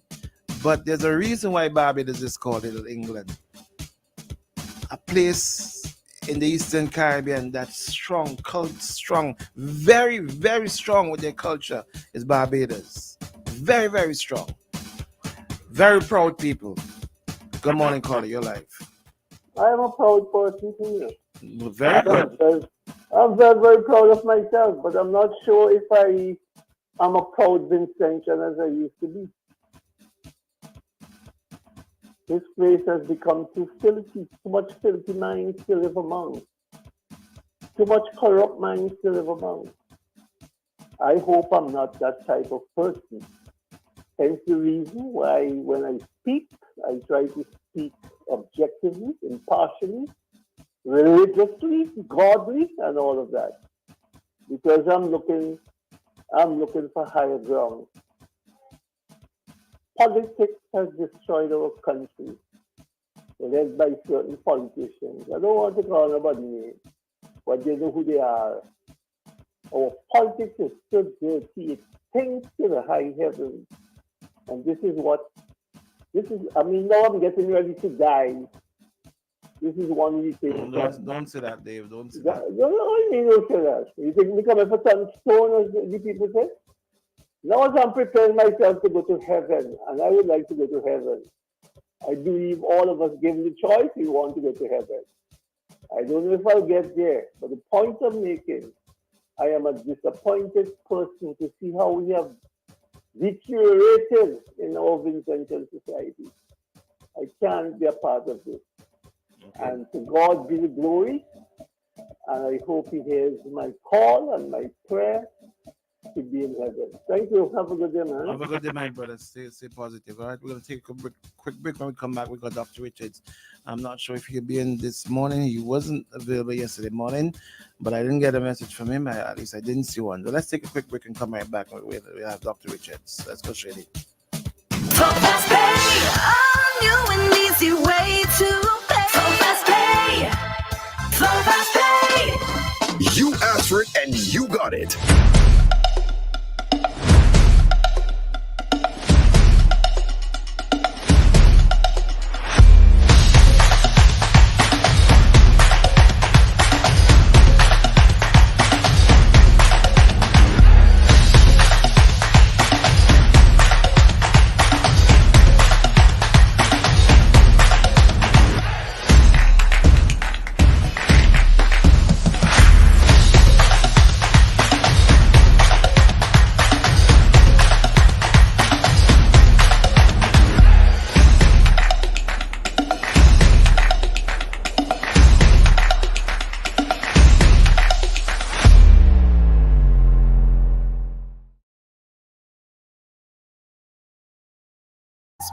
Our menu is a treasure trove of flavors, offering an extensive selection of wines, liquors, cocktails, mocktails, shots, and mouth-watering dishes. Get ready for a taste of Vincentian.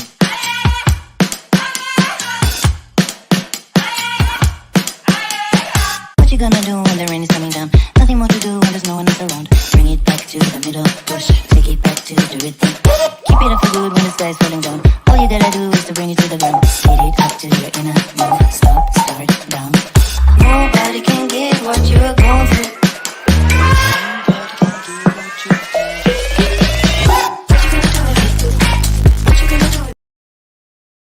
If your way, Buddy Cash, get $100. This is Locally Made. My name is Jillian Crookshank. Join us on IKTV channel 112, where we premiere and air Locally Made, a program featuring locally made produce right here in St. Vincent and the Grenadines. We'll show you how it's made and how it is done. Remember, every Thursday, 8 p.m. on IKTV channel 112. Let your creative juices flow for a third year in a row.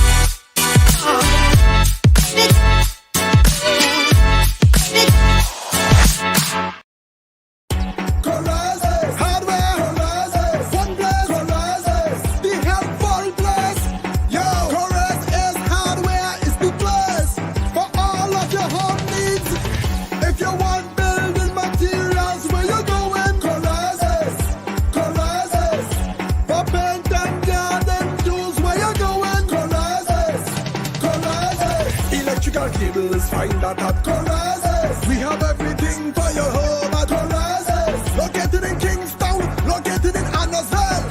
Pembroke, Diamonds and Beckwith. Shop at Corazes.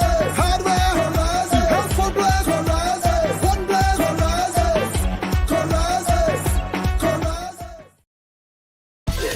With services like Paladin SVG Inc. alarm solution is second to none. We offer intrusion alarm systems, security radar, active infrared beams, and emergency alarm systems. Get perimeter protection for your premises. Active infrared beams protect large areas.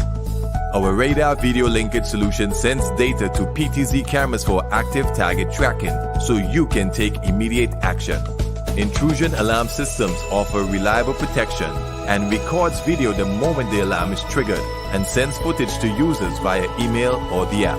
Intelligent alarm systems mean you can control your home from anywhere in the world. Find out more at Paladin SVG Inc. at telephone number 784-457-7241.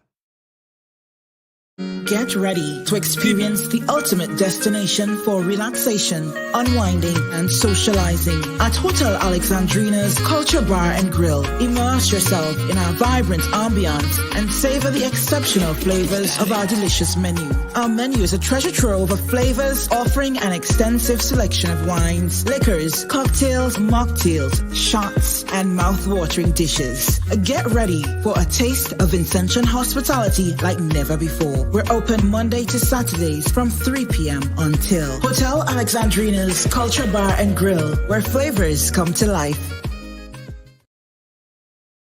And staff of Centel Insurance pledge their continued excellent service to the private and commercial market.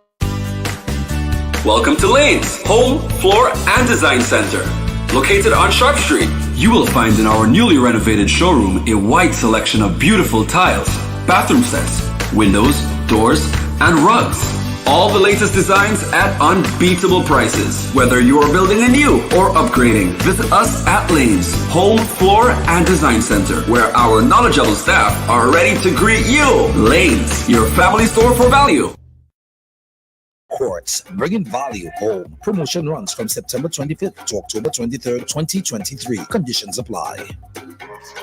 Are you looking for that honest, competent, reliable, trustworthy, and professional service to protect and transport your cash? Look no further than Amalgamated Security Services. Our trained CIT professionals will guarantee safe and secure delivery from your business to the bank at affordable price. We offer this service to all businesses, no matter the size. Your cash is fully covered by our insurance. Amalgamated Security Protection is second to none. Rock Vinci style. Yeah! Celebrate October 27th. Show independence pride with fabric from Lanes. Choose from our wide selection of independence themed fabric and let your creative juices flow. For a third year in a row, Lanes invites our patriots to show their talents in fashion or home design. There's gift vouchers to be won for the best festive indie pride design. Stride out in pride. Winners will be posted on Instagram and Facebook. Rock Vinci style. Yeah! Finest DJ, the bar freezing cold and the kitchen always open. And hey, on the way from St. Vincent and the Grenadines, get ready for the legendary Too Cool Race. Brooklyn, this is your turn. 1133 Clapson Avenue for the biggest back in time jam ever. Woodsy's Bar, Brooklyn, New York. Get ready.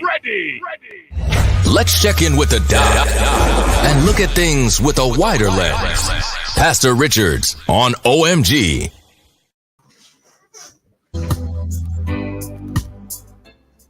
All right, we got Doc online. Looking forward. Good morning to you, Doc. Good morning. Hey, good morning. Good morning, B.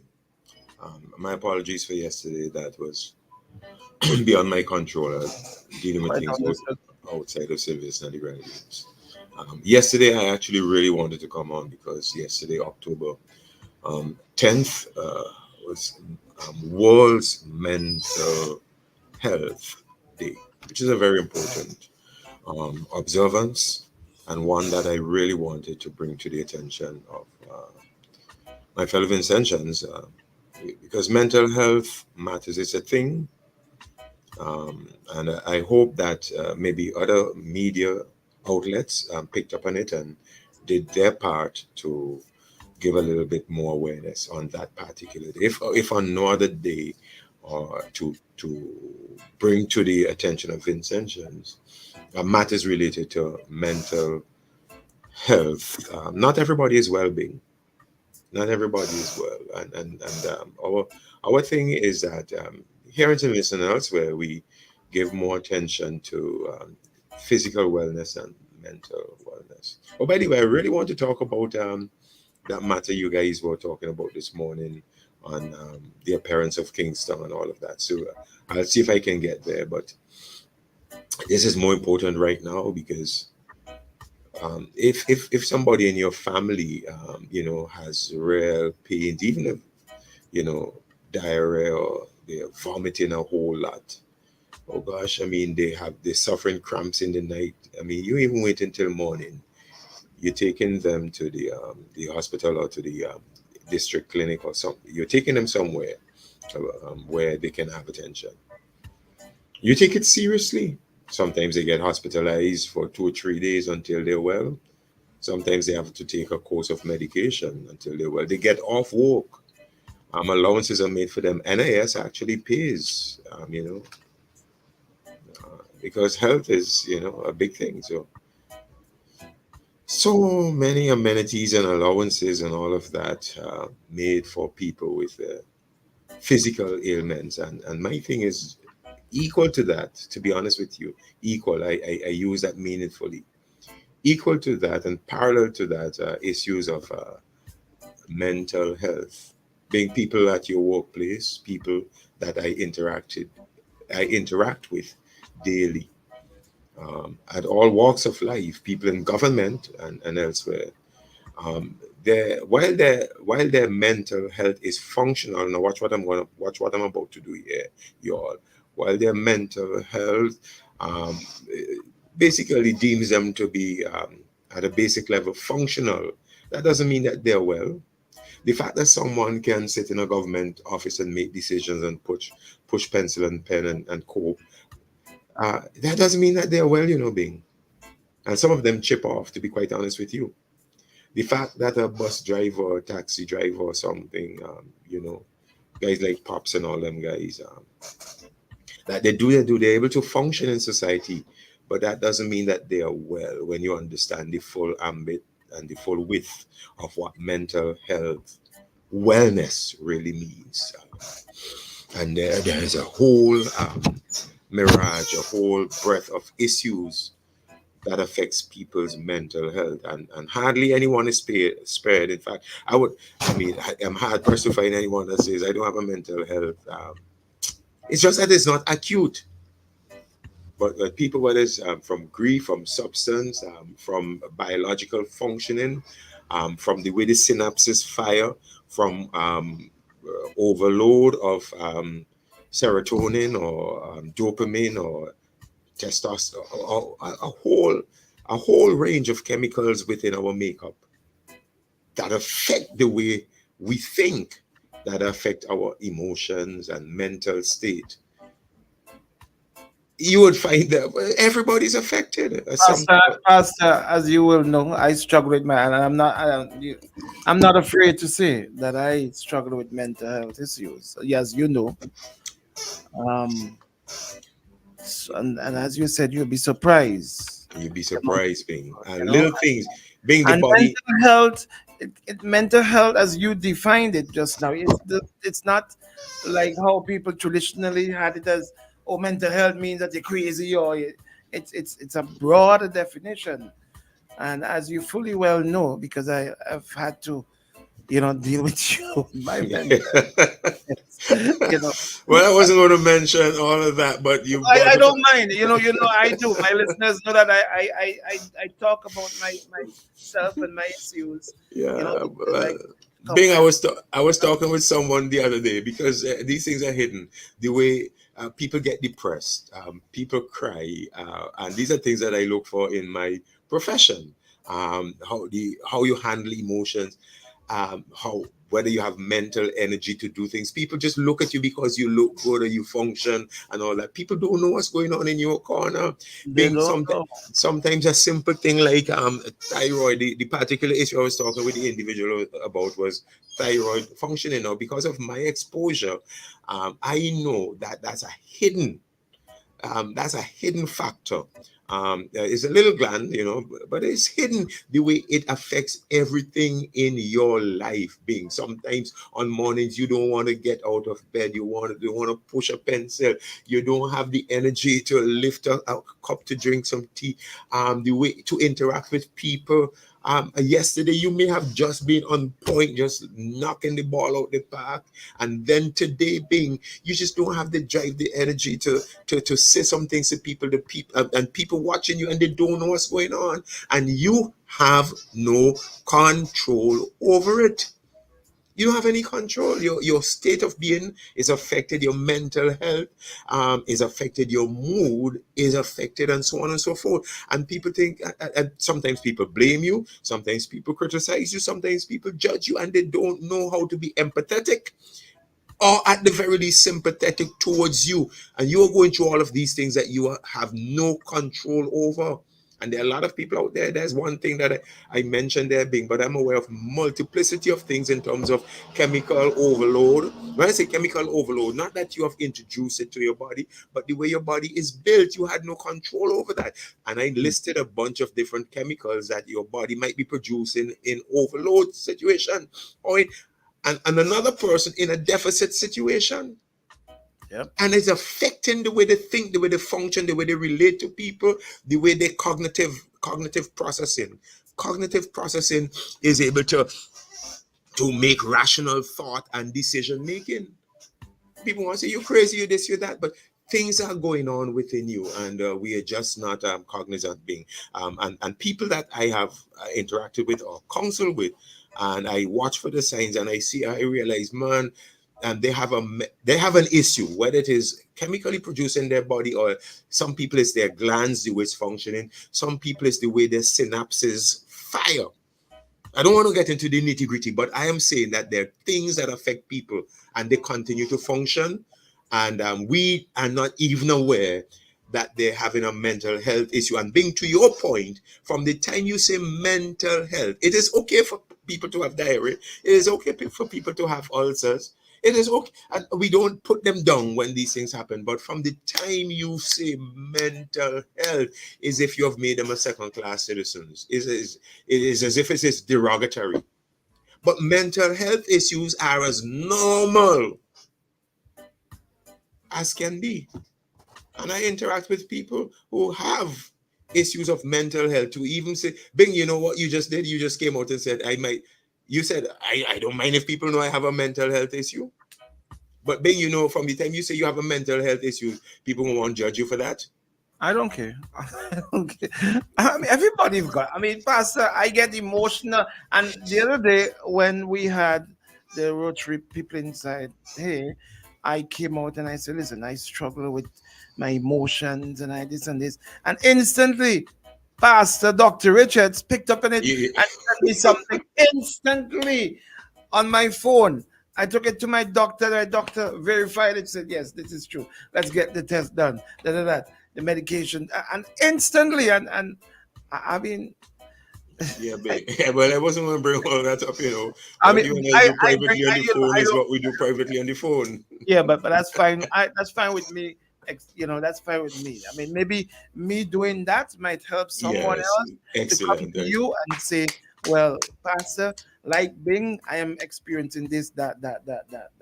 So that's why I do. And there needs to be a measure of empathy and sympathy. Let me. I have a list of things here. How do you know, and how do you realize that someone around you might be, their mental state might be affected? And by the way, something that can be corrected, can be helped. Like what I pointed out to you once. That is identified medically, somebody does a test, and which they will be able to identify, then they can begin to do the alleviating measures. If it is a serotonin dip or serotonin deficit, a chemical that helps you processing of things and moods and all of that. You can also have a serotonin uptake, or it can be prescribed to you. Now I can't do that, but there are those who are certified psychiatrists and all of that who can realize, okay, you need an uptake of this particular chemical or that particular chemical, or dopamine, which is quite a helpful one. Zoloft is used frequently, and I can't prescribe that, but somebody else can prescribe that to you. But these are very helpful things that help people to cope and to manage what they didn't bring on themselves. They didn't make themselves. They didn't make their body. Being you didn't make your body. That's just something that happened. And therefore, once it is identified, then we are able to guide you. And some of the interventions are chemical or medicinal, and some of the intervention would be just counseling intervention. How do you cope? We counsel you, and we counsel those around you, like your boyfriend. If you're we may help your boyfriend or your husband understand this is what's going on with the guy. If you're married or a man, a male, you have a wife or a significant other, we help your significant other to understand, come on, this is what's rather than you telling them, they won't get it from you. But if I am able to, or somebody is able to tell them, look, this is what's going on, you have to learn to manage it in this way. On days he's going to be like this, so you're going to have to do that and do that and do that. This is the signs you should look for, and be able to identify something is going on with my spouse, something is going on with my son, something is going on with my children. And then when you see that and you take the requisite action, whether medicinal or counseling interventions, then you're able to help. But because we are not aware, and I'm about to wrap up, because we are not aware of being somebody around you might not, unless you had said that, somebody around you, your staff or somebody might not be aware that Bing is probably struggling with something that he didn't bring on himself. But if they become aware now, they're like, I know what Bing is going through. I have a little bit more tolerance with him today. So we help the people around you, Bing. And once you are aware, you can deal with it and find interventions. How do you become aware? Real quick. I'm just going to run over some of the things you watch for in people around you. If somebody has, all of a sudden difficulty getting their points across, you sometimes their sleep patterns change. I don't know if this has happened to you, Bing. Appetite patterns change. One of the key indicators is that their mood, sometimes they're all buoyant and effervescent, like a shock up juicy. That means they're just bubbling. You shake up the juicy and it's ready to come out. And some days they're as flat as stale coffee. And Bing, hey, Spencer, thank you. Good coffee. That coffee is good. Sometimes they're as flat as stale coffee. Sometimes Bing, you know what I'm talking. I'm just reading through some symptoms here. Withdrawal. You don't want to be around people at all, Bing. Bing, I don't know if you've experienced that, but there's some days you don't want to be around people. Increased sensitivity. You feel disconnected, Bing. I mean, you feel disconnected. You just don't feel disconnected, nervousness, unusual behavior. Sometimes people just start sweating uncontrollably, mood, feelings. You watch for these things. Sometimes prolonged period of irritability and anger, and so on and so forth.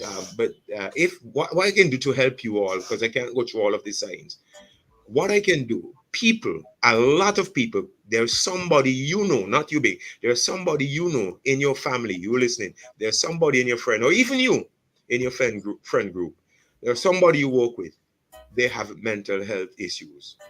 It's not acute, they are functional. But watch for some things, be aware, don't judge, don't discriminate, don't put down, be willing to help. Just like I picked up the phone, I called Bing, I said, Bing, this might be this and that might be that. If you spot something in somebody, say, hey, let's go check this out, either counseling or let's go check this out with you, a medical intervention. And that way, we are able to offer help to those that are struggling with mental health. It doesn't have to degenerate. What they're going to doesn't have to degenerate into mental incapacity so that they have to be institutionalized. If you spot it early, deal with it early, You will help them to be not only functional, you will help them to continue to do very well, better, of course, than they have been doing. So I hope that yesterday's World's Mental Health Day, for those of you who are aware of it, has been able to shift your view as to those around you who might be experiencing mental health issues. And if not, my brief presentation today would have been able to help you to be a little bit more alert, aware, sympathetic, and even empathetic towards those around you or those in your life who might have whether peripheral mental health issues or acute mental health issues. I hope this program was helpful to someone. That's it. Definitely. I'm getting some responses on Facebook Live and on my WhatsApp. Precious Ned is saying, good job, Pastor Richards. A lot of people have problems and don't know where to turn. That's one on my phone is saying, Pastor, I've been experiencing some of these problems that you've described, and I wasn't aware that they could have been some of what you've now been saying. And for years, I wondered what's been happening. Yeah, it's not you. Yeah, the thing is, thank you, Bing. It's not you. It's things that are happening within your system. Like I was just being peripheral in terms of the synapses, how they function. Your body is an electronic entity too, and some of the electrons are not firing the way they're supposed to fire, and therefore you can't be who you can be if people blame you. And unless you get identified and these things get corrected, you need help, all right? So, but for people to see it, know what's going on, and point you in the right direction, Bing, that's a big help. And I try to do that with you, okay? Doc, do you think, I know quickly before you go, do you think that the definition of mental health, because there's a stigma connected to the way we knew it long ago, that has caused some problems and people coming out and saying, listen, I have mental health problems? Because we've heard big stars, athletes, people came out and spoke about their mental, and people, say, what mental health you talk with? Is this lady who went to the Olympics, and she said, listen, I can't. I'm dealing with some mental health issues. And everybody looked at her and said, but you're not crazy. What mental health issues? And they didn't get it. They couldn't get it. And I've known of other people who are in public internationally, who came out and spoke about their mental health challenges. And some hit it, and to their detriment. I came out and said, listen, I've very got good, mental health, issues. Very good, very good. And so very it's good, okay. It's okay. But it's how do you identify it? And what you did this morning may help some people to identify that, listen, these things that I'm struggling with, these are mental health problems. It's not the traditional, a crazy, so I'm going to go and there you go, up thing and break up things, or I need an injection to send me to put me in the mental health. So I want to thank you for that. Bing, I want to say something real quick, because in terms of, first of all, what you just said there, the stigma. The thing is, we have a term we say it's so derogatory, and we need to stop. You mental you mental, and we say that to people all the time. We just, boy, you mental, and as if having a mental health issue is the worst thing in the world. And therefore, you mentally categorize you. But we don't do the same thing with people who have physical issues. We don't dog people who have cancer, or diabetes, or high blood pressure. We don't treat them as if, we don't off with them. We don't diss them. You medical. No, we don't do that. But from the time it's mental, we say that. Now, be warned, and I'm going to end here. Be warned. It's like Michelle Obama. She came out and she said, I've had mild depressive issues. I'm going to call two more names. Bing, are you familiar with Robin Williams? He's actor, I think. Oh yes. Yes. One of his best films was Mrs. Doubtfire, I think, was one of his best films. He didn't out. He didn't tell anybody. And then one day he was no more. He just took his life. Yes, definitely. All right. You know who is Anthony Bourdain? Oh, I was going to mention that one to you, the chef. And very, very famous. All over the place. He would travel and do things. Well, a food program hit #1. CNN. On CNN. It was amazing.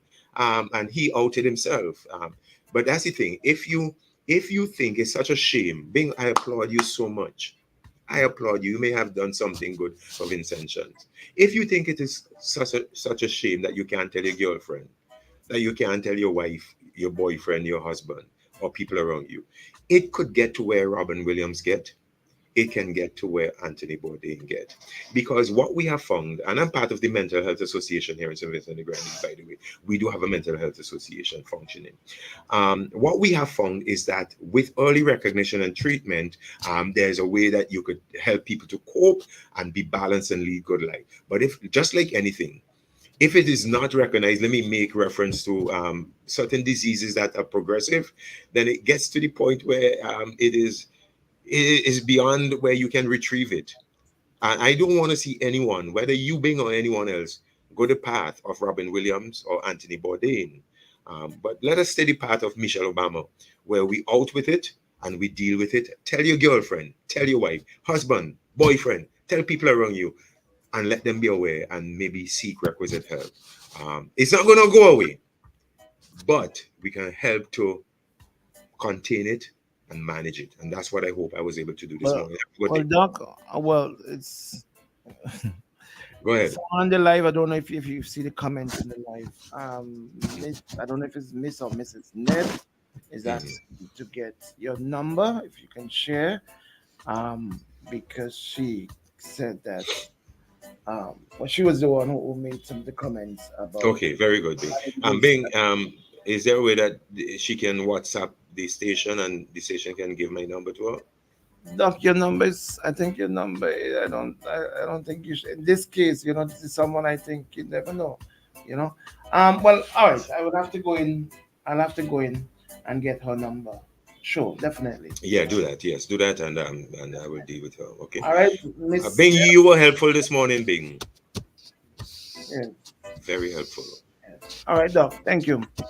Thank you for being so upfront. I wasn't going to make you an example, but thank you for being so upfront. You were helpful. All right, Doc. Thank you. Catch you tomorrow morning. God bless. Take care. All right. Okay. Miss or Mrs. Ned, I'm not sure which one you are. I'll try to get going and get your number so I can send Dr. Richards' number for you. Because you asked because of what was being discussed, all right? And it's good that you've done that. It's not anything to be ashamed of. I came out and I said, listen, I am struggling with this, that. And immediately Dr. Richards messaged me and he said, Bing, check such, they did this, that. And I did, and I was confirmed, and I'm dealing with it. Mental health issues is not, it's not like when you break your hand, you think it's okay. It's a struggle sometimes. It's your emotions. It's your ability to cope. It's your one of my things is that how do I put it? I said it. I cry easily. Like simple things, I would get very depressed and very emotional, and I cried, and I noticed now that I'm on some medications, thanks to Dr. Richards, who tell me to go and check this, and I did, and they put me on some medications. Maybe my testosterone wasn't high enough, It could be things like that. Maybe I wasn't man enough, But hey, mental health issues are things that should be taken seriously. It could be a variety of things. It could be a lot of things. Don't take it for granted. And as Dr. Richards said, we've lost people, not just famous people, but we've lost people around us. We've lost, and I remember now speaking, that we've lost a student that I remember who took his life the parent went into the room and he was hanging from the ceiling, took his own life. He was struggling with mental health issues, you know. And if not treated, that can be the ultimate outcome. Anthony Bourdain, the fame, everybody knew who Anthony Bourdain was. In fact, he came to St. Vincent and did an episode of was it Going Places or whatever the name of this show is, where he went down to Bully's Bar. He was in Beckway. He went this place, that place. He was the most recognizable, famous person. He was struggling. And when they investigated, they found and go back into his books, his writings, and all of that. They saw that Anthony Bourdain was struggling with mental health issues. Listen, he's been writing it. He's been seeing it in his books. He's been seeing it in some of his documentaries, but no one never picked it up. And that he's been struggling with these things. So listen, look out for the ones around you. Your co-workers, your family members. Everybody may not be a past Dr. Richards who may pick up easily, but as Miss Ned is saying that, listen, maybe she wants to check it out. So have yourself a great day until tomorrow morning, all right? I've got some challenges I've got to go and deal with now with our transmission system. So let me go and deal with that. Until tomorrow morning, God's willing. All right, we take a commercial break and we come back. Shirley, let's go. And then we'll be good until tomorrow. At KCCU, you're our top priority. We're here to make your experience effortless.